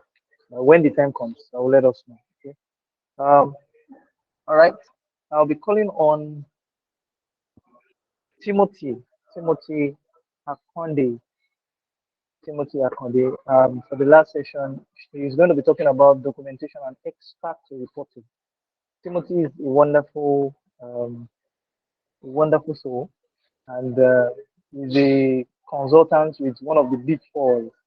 You know, all those big four firms where they pay you huge money and you work for them. Yeah, I will not say more than that. I will not say more than that. You know, works with one of them as a consultant, and he's also a penetration tester.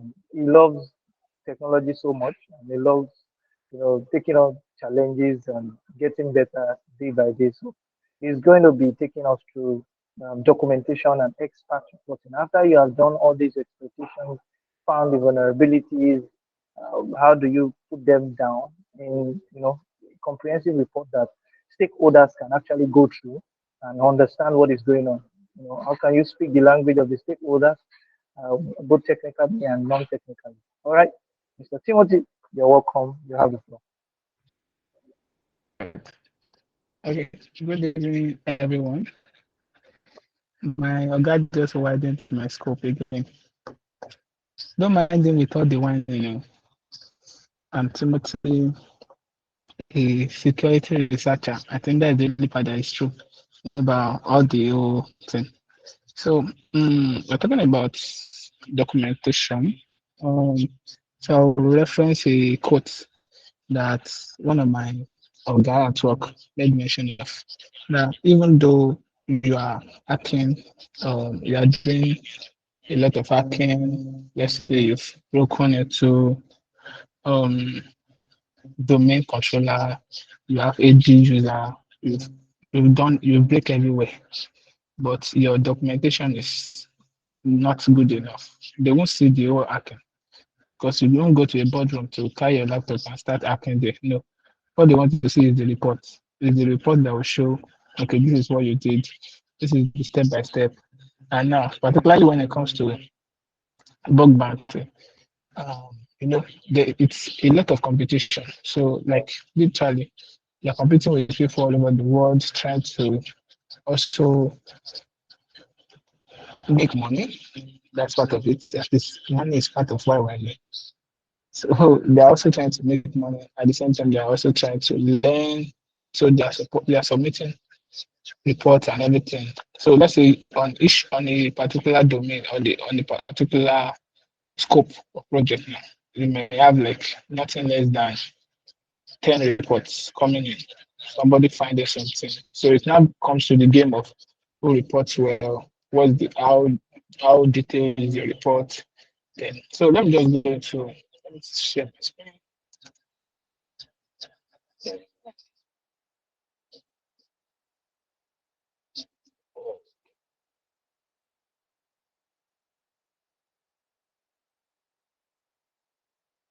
Yes,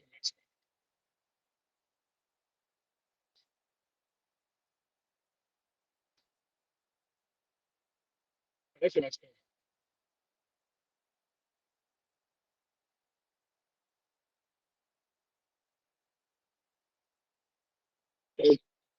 Feedback if you can see my screen.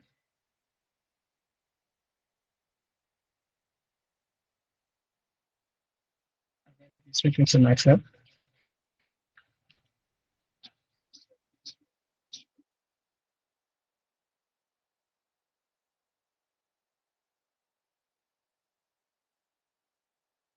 Hello.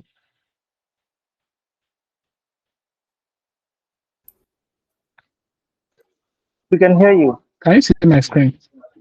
I want to know if my screen is Yes, we can hear you. Oh, okay. Yes, we can. Yes, yes. Oh, awesome. Thank you. Okay, so this is my motion notes. So I try to take down just few things, then go through it and explain. Literally, I think this is usually the part everybody don't like to talk about, or everybody don't like to do it.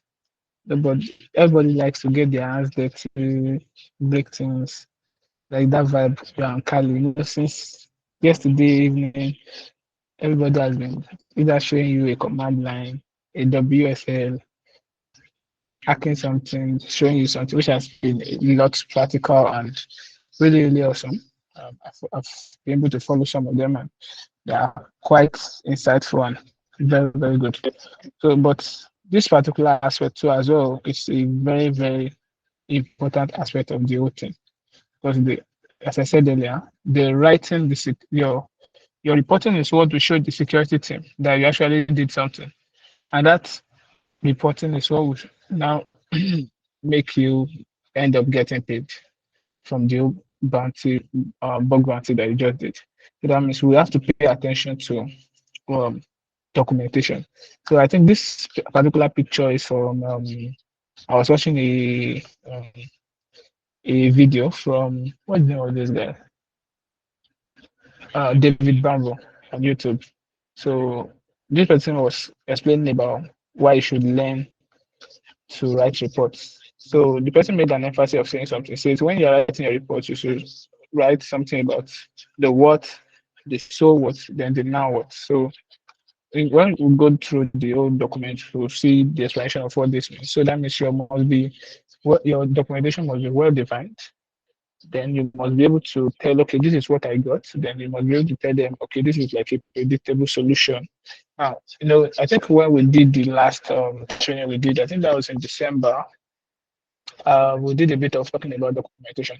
So documentation has to be like, yeah, it's in two ways. Now, bug bounty documentation, you don't have to be very, very like telling a lot of stories, like writing, okay, we are writing the scope back for them. No, you don't have to do that kind of stuff. For let's say we are doing like a penetration testing reporting, you have to write, okay, this is the scope of what we followed, this is what we did, this is how critical this is. Like that one is a lot more.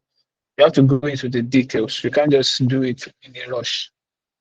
But when it comes to bug bounty, you are not going to do it in a rush, but it must be detailed. It must be, let me use the word, it must be concise and precise. That means you are focusing directly on what you want them to focus on. You are not telling them, like for example, now you don't have to start telling them about their scope again. They already know their scope.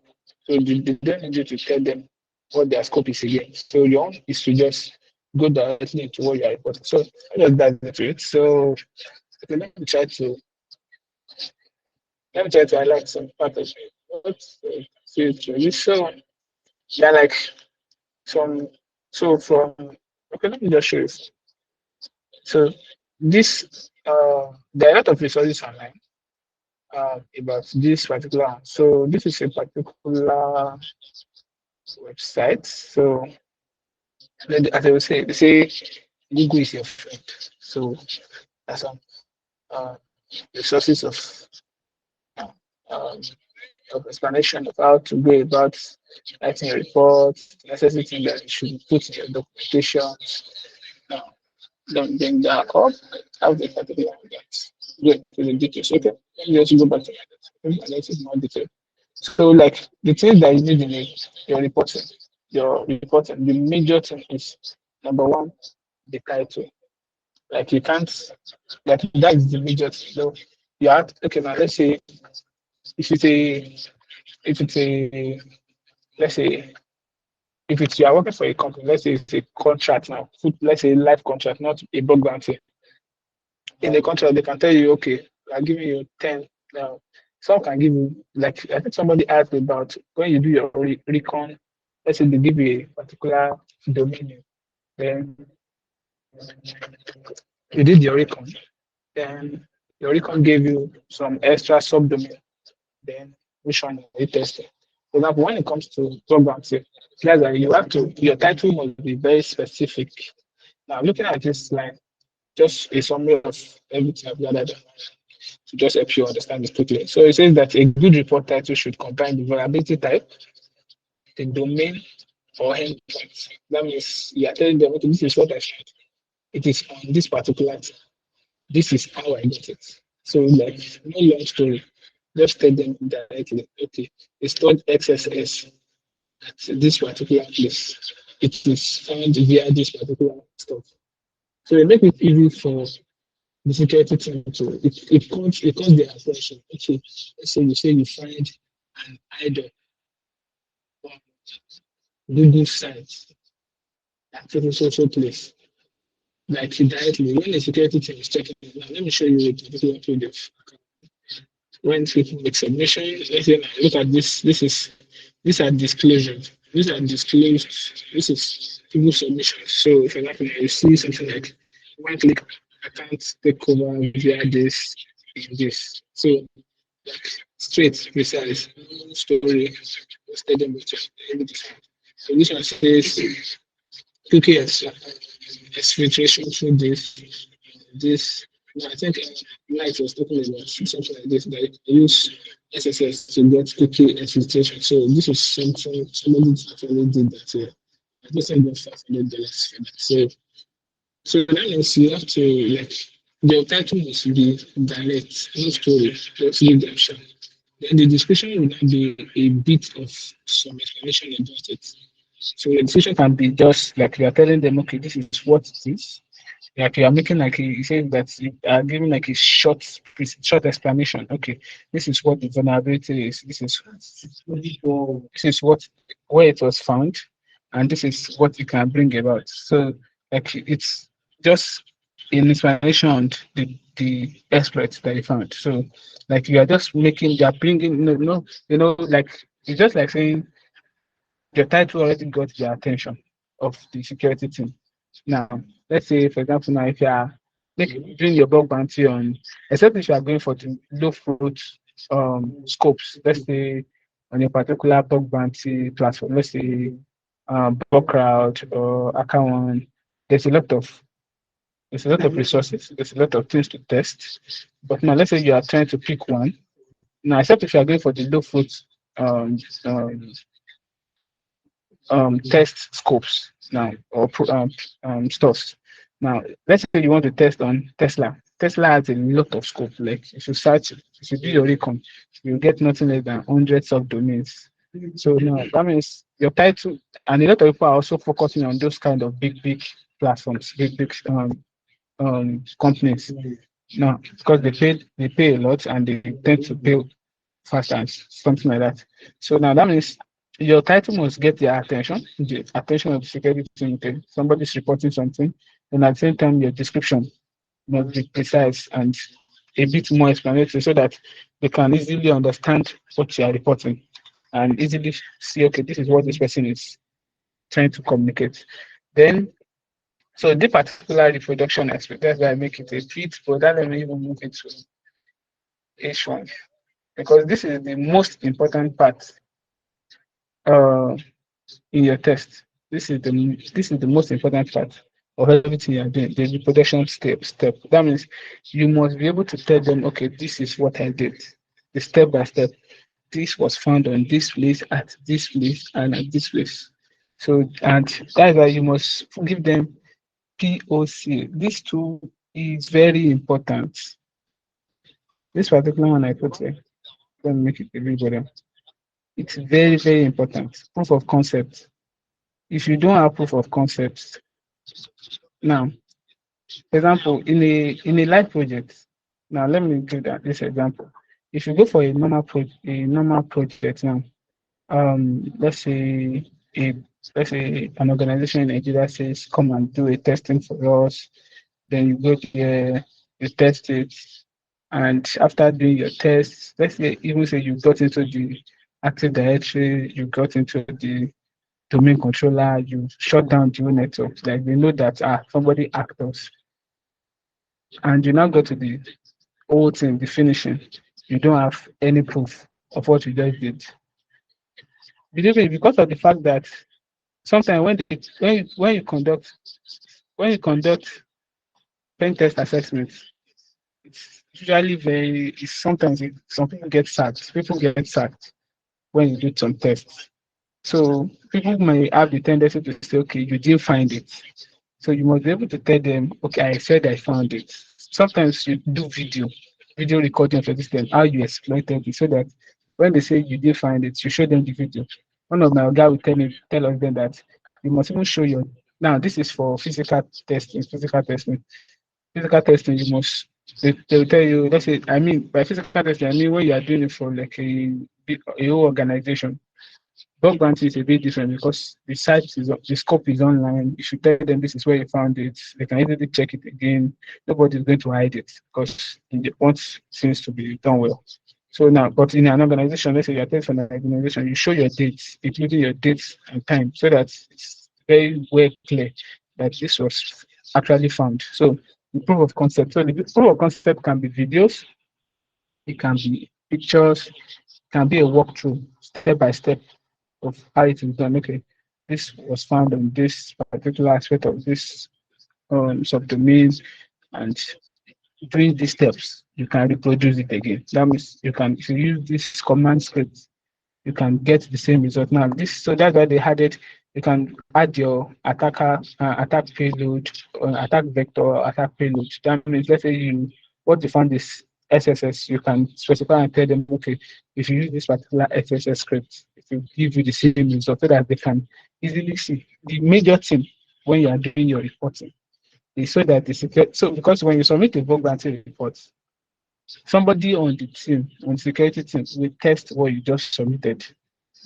And when they test your submission, they will check to see, okay, what you submitted was actually legit or not.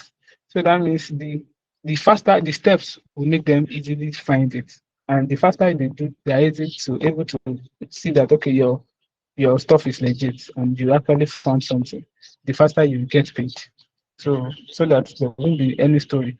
So, but if you just wrote the name, you just wrote, okay, this, you just put picture, you didn't even show the description and everything you did, it will make it like they will have to now be calling, okay, what, and then it's online. Like it's, except if it's a very, very critical stuff, then they will have to, somebody else can see your finding and submit again and say, I found this. and the person gets paid. So that means you must be very precise. I think I remember sometimes ago online when somebody did found the content, a bug, and the person reported. I think they did pay the person. I think something happened about something. So it's a bit compromising, but I think the people online actually read the GoFundMe for the person, but that won't happen for everyone. That means you must be smart and be fast, you must be sharp. As so, let's see this example I gave the other time. So okay, let's check this. Let's see if this person actually gave a. Okay, so you can see here. So the person was saying I was searching the parameter and seeing why searching the link of this. The person is specifying this is the description aspect of.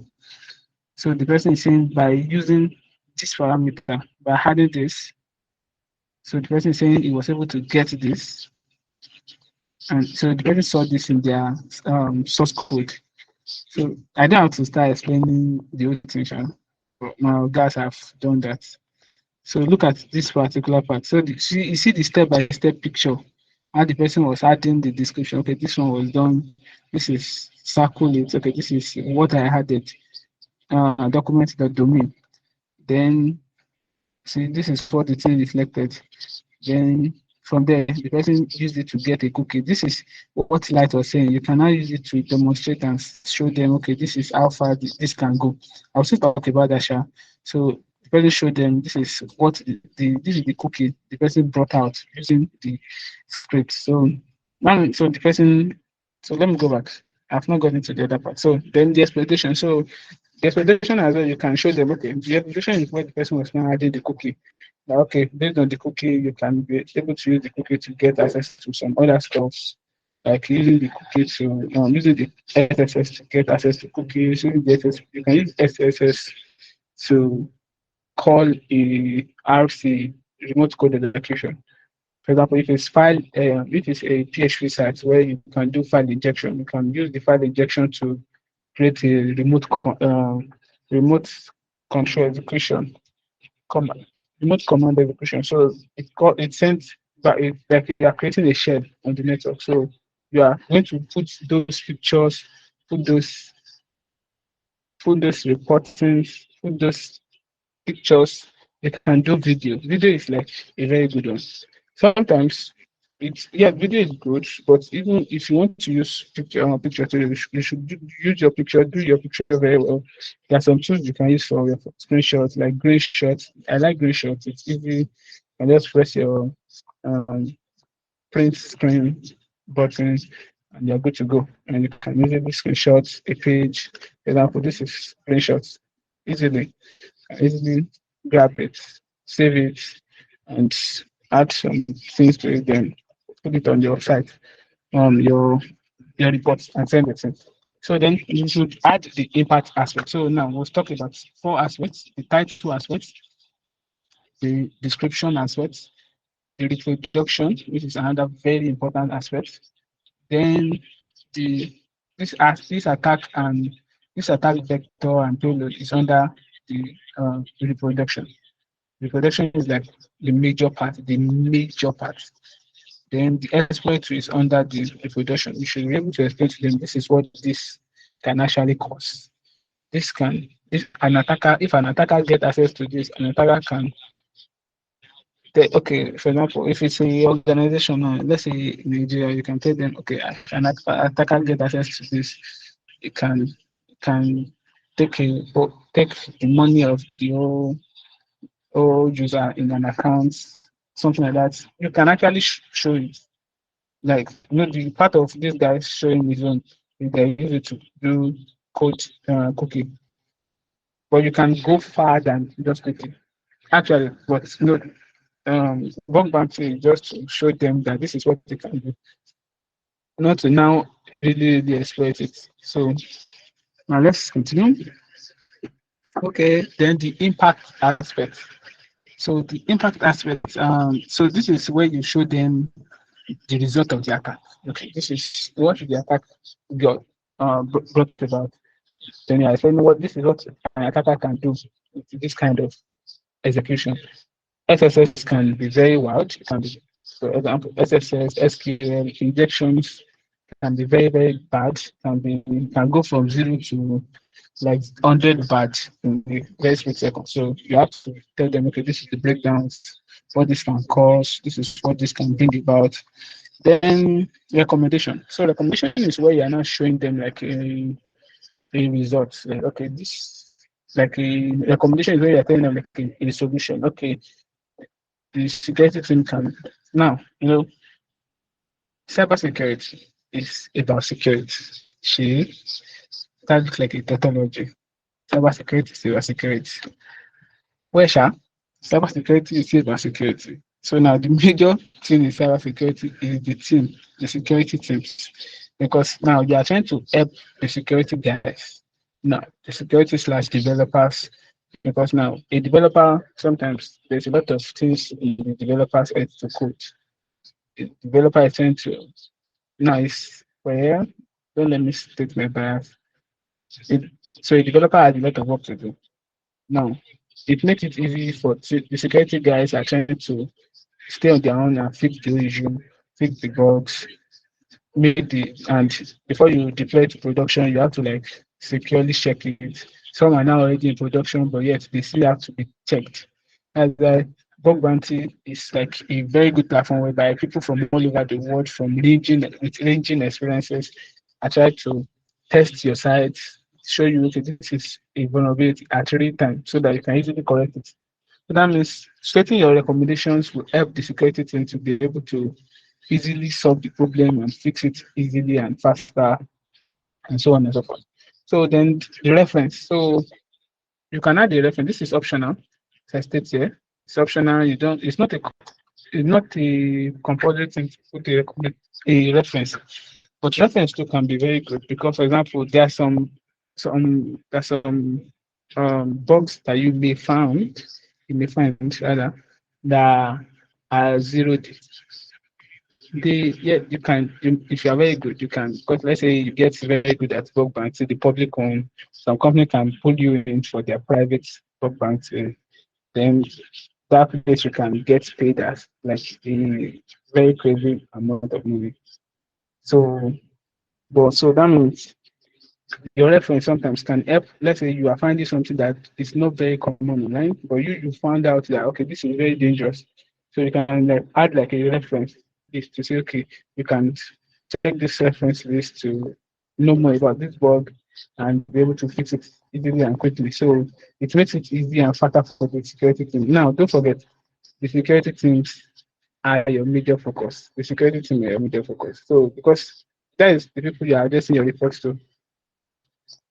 That is the people you are addressing your reports to. So you have to like be very conscious of that. So then so this is 725. I still have some time. So let me show you some of the other stuffs that I have online. So this particular link and resources, I will add them to. I will from okay. I will make this particular notes. I'll make it a blog. I think I have a blog. So it's not that I think I have a blog I'm working on. So I'll put it online. So I believe Mr. Sharon can help us share it through a newsletter to all the other guys so that you can just go through it at once. Or I can just share it on my Twitter. So yes, I think my Twitter page. I need traction on that so that I can be posting something better. So this is my Twitter link. Yeah. Okay.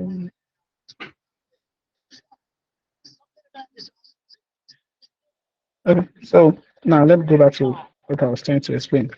So now let's go back and see. So I was showing you this particular person's reporting.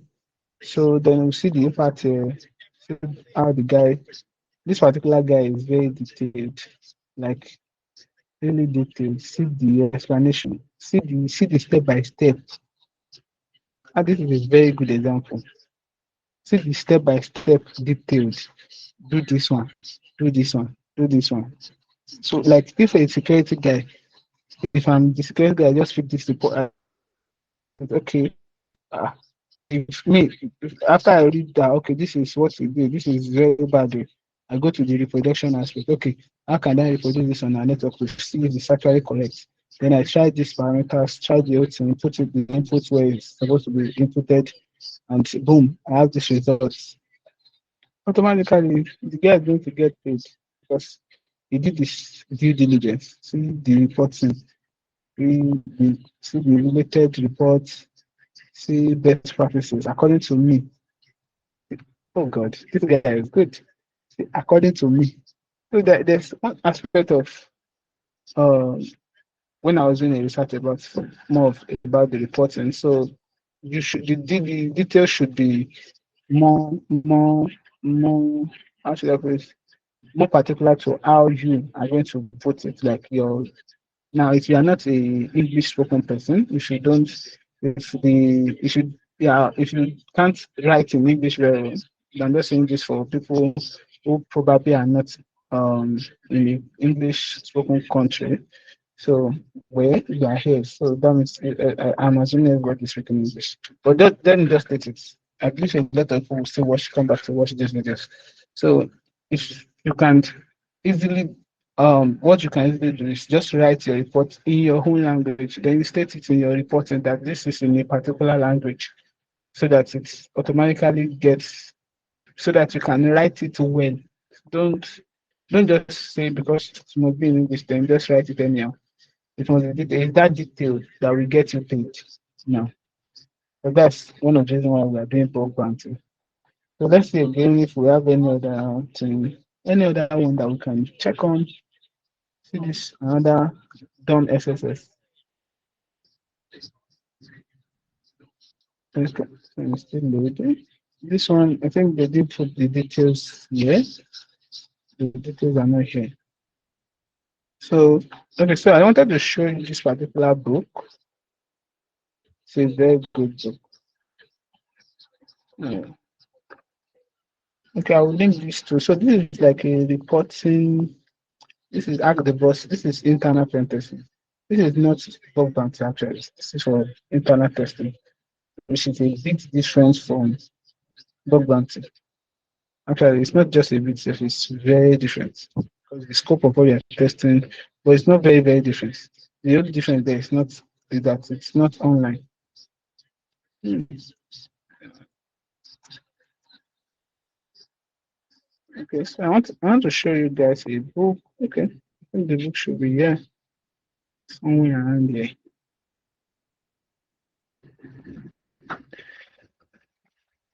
The book is Akawano one. I believe probably people online who have seen that before.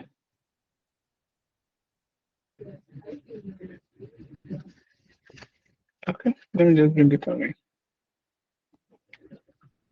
So it's this one.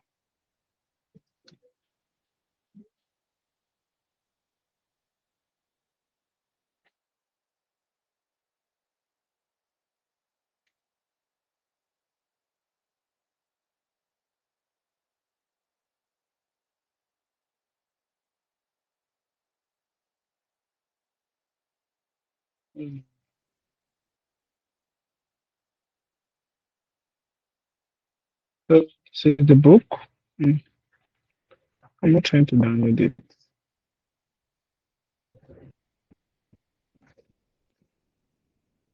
Okay, yes. So this is the book. I think this was one of the first book that got me introduced to bug bounty. I think that was around 2008, 18, sorry, not 2008. 2008 is too far. 2018 or 2019. So I saw this from a friend of mine. His name is Saint Malik. He's a very good security guy as well.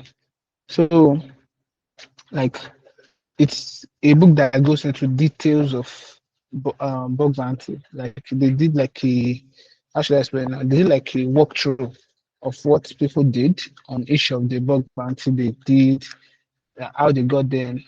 From there, you see that some bug bounty does not have to be very technical. And then there's one of the bug bounty I saw on that particular site on this particular book, it was just on open redirect, and I've seen a lot of open redirect in some testings before, where they will just show you open redirect. That means you can just add another syntax in another website, and then it will just redirect to another site. And the person got paid about $500. Yes, I think $500 or $1,000 just by doing redirects. That means you don't have to be all techy before you can get paid or get something done. Then I think the story of what was her name? Her name is Jesus. Her name is something PhD. Inside that PhD. Inside that field. I think I got it. So I think she's a bug bounty too. Her first bug was idle.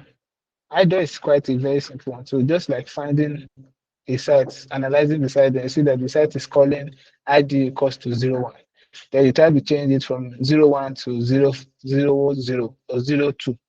Then if it goes through and gives you another customer, you can do things on it. That's an idle. You can report that and get fit. So as simple as that. So you don't have to be very, very technical. Don't forget that. But don't forget, as I said too, you're reporting so if you don't really know anything in bug bounty, at least know how to report. Actually, know how to do your report well. Know how to do your report well. Know how to submit a good report on what you found so that it shows that okay, this person actually did a very good job here. This person found something. And this was submitted. So this is an account. Which was just resuscitated.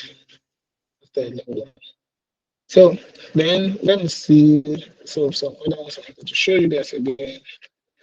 So I think I will link this as well. This site breaks down a lot of things. So look at this particular picture. So the person is saying for conducting pen test, you are like they know you as Agbaka. Sorry for people that don't understand. That is like the Baba of hacking. Like you are very good. That you can break things. So your head will be there. You broke things. You got into the admin control. You escalated your privileges. But when it comes to reports, you did nothing. You were not doing anything. So it's not going to speak well. Not going to speak well. Your clients or the bug bounty security teams are not going to see how good you are or the certificates that you have. What they are going to see is your reporting. If you are doing it for the organization, what the board guys want to see is your documentation.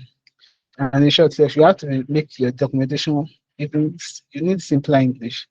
You don't need to come to your reporting and you're telling them after breaking into the source, we escalated privilege, then we did some mark spoofing and I start saying all the things. They won't understand everything you're saying. Give them correct English. Okay, privilege escalation, just tell them from a user account, we got access to admin direct. That one will first surprise them that what do you mean? In your presentation, you can be explained that I just jumped into a physical I love that documentation testing reaction. now. But in your background, Be like, what do you mean? what do you mean by all this? So you don't have to be. It's not techie. You are not talking to techie people. No, yes, but bug bounty. When you are doing bug bounty, it's assumed that you are going to still be speaking to techie people at the back end and the security team. But it's still just to make it a bit simpler. Don't use too much English. Nobody wants to read a lot of English. They just want to see this is what I found. Make it precise, not too long, short, precise. Even if it's going to be long, like let me go back to that particular my guy that I found. That one is I can say it's busting my head. It's see correct documentation and how much the person gets paid. The person was awarded $500. Then I'm calculating Nigerian currency. I resist the urge to calculate it. So that means you and the person did a good job. See, they said thank a lot for reporting this issue back to us. So and so, and this is very, they will have to go to, they verify it, this is so and so, then they disclosed it. So as so what's so I was making a statement. Okay, so let me go back to my notes. So now, okay, so okay, so the takeaways that I have, the takeaways. So it says it says build a stronger report, including informations, the potential impact or the vulnerability. You can't stress that enough. That is in your like the six aspects of your reporting is your title, your description, your introduction, your impact, and recommendation. Then your reference to can come in. Then that means then include your methodology. How did you find what you said you found? Don't just tell them, I shall found it. Nobody wants to hear I shall found it. Or just you cannot just attach a picture and not explain what it means. Give a detailed explanation of what you did. Then another part says you submit your results once after you can show that so that this particular don't just assume that you found something. Be sure that you found something before you submit it. So just by the way, just ensure that you found something and take good details of what you found. Screenshots, documentation, and it says submit your. So this is what the particular one I was also talking about. I said submit the report in your native language. If you don't feel comfortable submitting it in English, just submit in your normal language. If you want to use if you are, let's say you are in the Spanish country, you can use Spanish. Then indicate in your report at the beginning of the report that this report is in social language. So that it's easily, let's say for example, if they're using a translator can easily pick that up that this is in Spanish and easily help them identify that and translate it to English and do all the other stuff. So I think that's the major things. That's the major things. So because now I'll just so there are a lot of resources online that can help you to learn more about Google and to see some of the other some like some other resources and materials online that you can easily go to check what they say. Look at this particular one. Says the JavaScript file disclosed in in the panel. See the description aspect. See the let me open it a bit more. Okay. See see the description. This, for example, this one, this is adding the URL directly. Then the person is showing what is in the JavaScript. This is the step to reproduce it. This is the proof of concept, the pictures, then the impact is added to it. And simple as that is. So your simplicity and your effective reporting will save you a lot of back and forth between you and the security team to say it's actually true or not. It saves you a lot of time and it gets your pay as quick as it can be. So I think that will be it. There's no long talk with reporting, but actually reporting is the most important part, as I stated earlier. So um, any question for me? Thank you so Any much, question? Mr. Timothy. Any question, please? Any questions? Can we appreciate Mr. Timothy in the chat box? We do not have any question, please. Let's give him a big thank you. Thank you, everyone. That was wonderful. Yeah, the session was so insightful and a lot of people enjoyed it. Thank you, Mr. Timothy. Thank you. And Timothy is the Chief Talent Officer of Digital Security Village, the one in charge of looking for people to facilitate programs, liaising with how we can get talents, people, resourceful people to accomplish some of our tasks. Okay. Yeah, Mr. Timothy, you're doing well. Thank you. So Thank you we've very come to much. the end of the boot camp, and I want to believe that we have learned a whole lot. But before we close, right, I want us to do something together. Let me see if I can share my screen. I want us to do something together.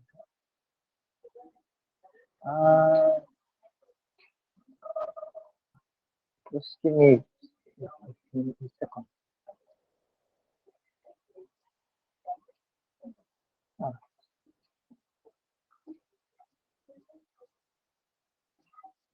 So I want us to do something together. I'm going to post a link now, and then I will explain what that link is before we do. Right. So I'm posting this link. So we need your feedback while we are on call here. And I'm going to be sharing my screen. I'm going to post this link. We will all go there, and then we will use this code when we get to the link in order to be able to leave our feedback, and I will project it like here. That's the code. Yeah, we use this code. Hmm?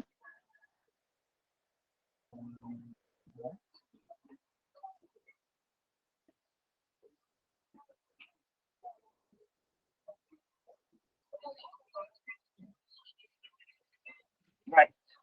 So I think I'm live now. Let me see if I should be able to check.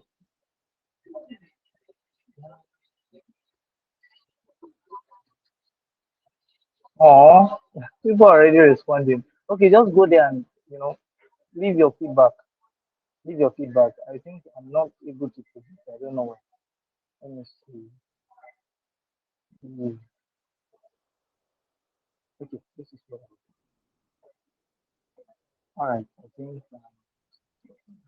Okay, so let's go to the link. Please, we need this because this also will be used, for promotion sake and to show people, to show the world what the boot camp has been able to achieve within this 2 days, right? So I want to open the site. You can do it anytime or you can do it on the phone. Leave your feedback behind. Let us know what you think, how the boot camp helped you. See if I can share something.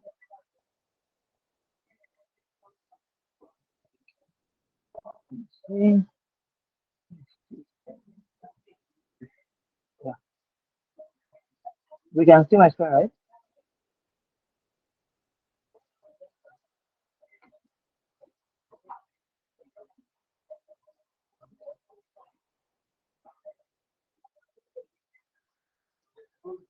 Yes, let's keep it coming. Let's keep it coming. Let's keep it coming.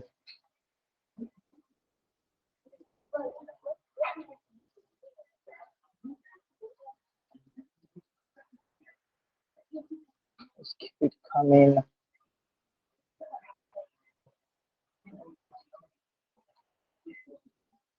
We still have a few minutes, so I just want to give this feedback while we are live. And please, I still need us to want to get more of our feedback. It's anonymous, so don't be afraid. Nobody will see you. Still waiting for us. And so while that is going on, there are a lot of programs that are going to be rolling out. As you all know, digital security village is very unique in the sense that we do things different. We don't do things the way other people do it. So and the reason behind that is we are people who actually think very differently from the way other people think. What we do basically is we identify deficiencies in the industry and then look for a potential solution to those deficiencies. For example, this bootcamp came about with. Can somebody still hear me? Yes, you can hear you. Yes, we can. Oh, great. So this bootcamp came about. We can hear you. All right. Thank you. So this bootcamp came about because we discovered that what most organizations and non-NGOs, community cybersecurity communities do is a long-term um, internship course where they teach people a lot of stuff a lot of stuff, different domains in cybersecurity, and it becomes very overwhelming for many people that at the end of the day, of course, they have a lot of knowledge, but there are little implementation of those knowledge because they have so much uh, of those knowledge as a goal within a very short period of time. And it becomes very hard for them to implement some of these things. So we see that as a challenge, and then we come up with this bootcamp to address specific domain area in cybersecurity, and then focus on certain skills at a go. So it means that after each specific skill set that address certain domain um, area in cybersecurity. So, like the previous one we had was digital investigation. We focus strictly on investigating the digital artifacts, investigating the cyberspace, email, disk, image disk, and the rest of that. We didn't touch GRC. We didn't touch any other thing. We focused on that, and you see that focused learning is a pattern that will help you to actually become acquainted with certain skills, right, and make you you know, um, more of an expert in those skills. Do you get?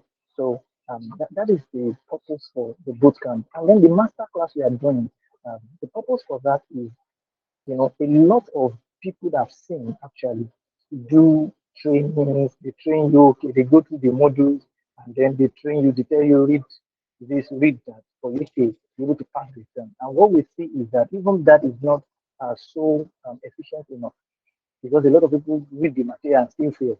You know why? Because they do not have the strategy, you know, that that will help them to pass the exam beyond reading the material and watching YouTube videos. So what the master class is about, and that is why it's just 2 hours, is about is how can you pick accurate answer to questions? How can you approach questions beyond just reading? What are the strategies? Reading? How can you read the mind of the person that sent the question? How can you pick answers from different answers that are confusing, right? So these are the things we discuss in masterclass. And the first one we had was the certifying cybersecurity. It's streaming currently 11K views. You know why? Because that exactly is what people need, not just coming online and then teaching them going through the module already, right? So these are some of the things. And this year we are going to be rolling out a lot more, programs that are very different from the conventional program that you have seen in the industry. And I want you to stay glued, right, and watch out. I think we have 12. Maybe I should just stop here. I believe maybe it's still open though. Still open till like tomorrow and next tomorrow. If you want to leave your feedback later, you can actually do that. Thank you so much. Yeah, so this is what we do in Digital Security Village. There are more juicy for the sharing screen now. Programs that's going to be coming up very soon, right? Very soon, and we would love to have you around. They're totally free, as you know.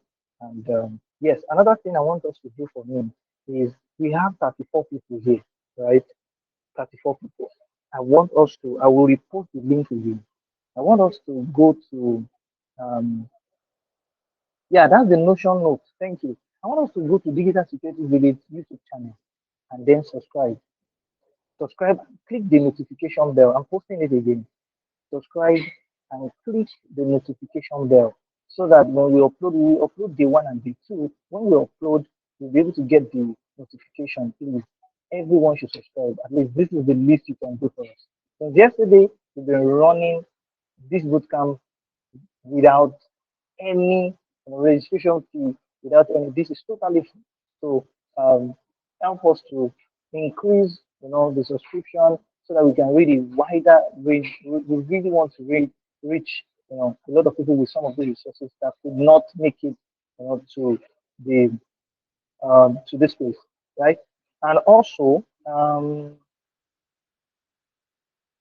do we get our certificate? I think what I'm going to do now is drop a link. We still have about 8 minutes.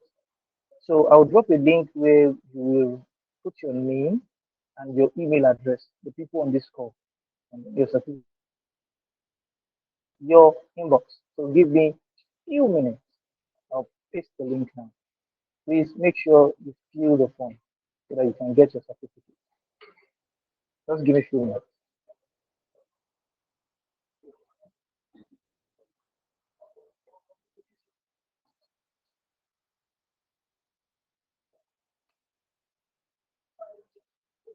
All right, if you have any question, you can still ask your question. So far, we're still here. You can ask your question real quick. I'm coming. I will drop the link now just to get a certificate.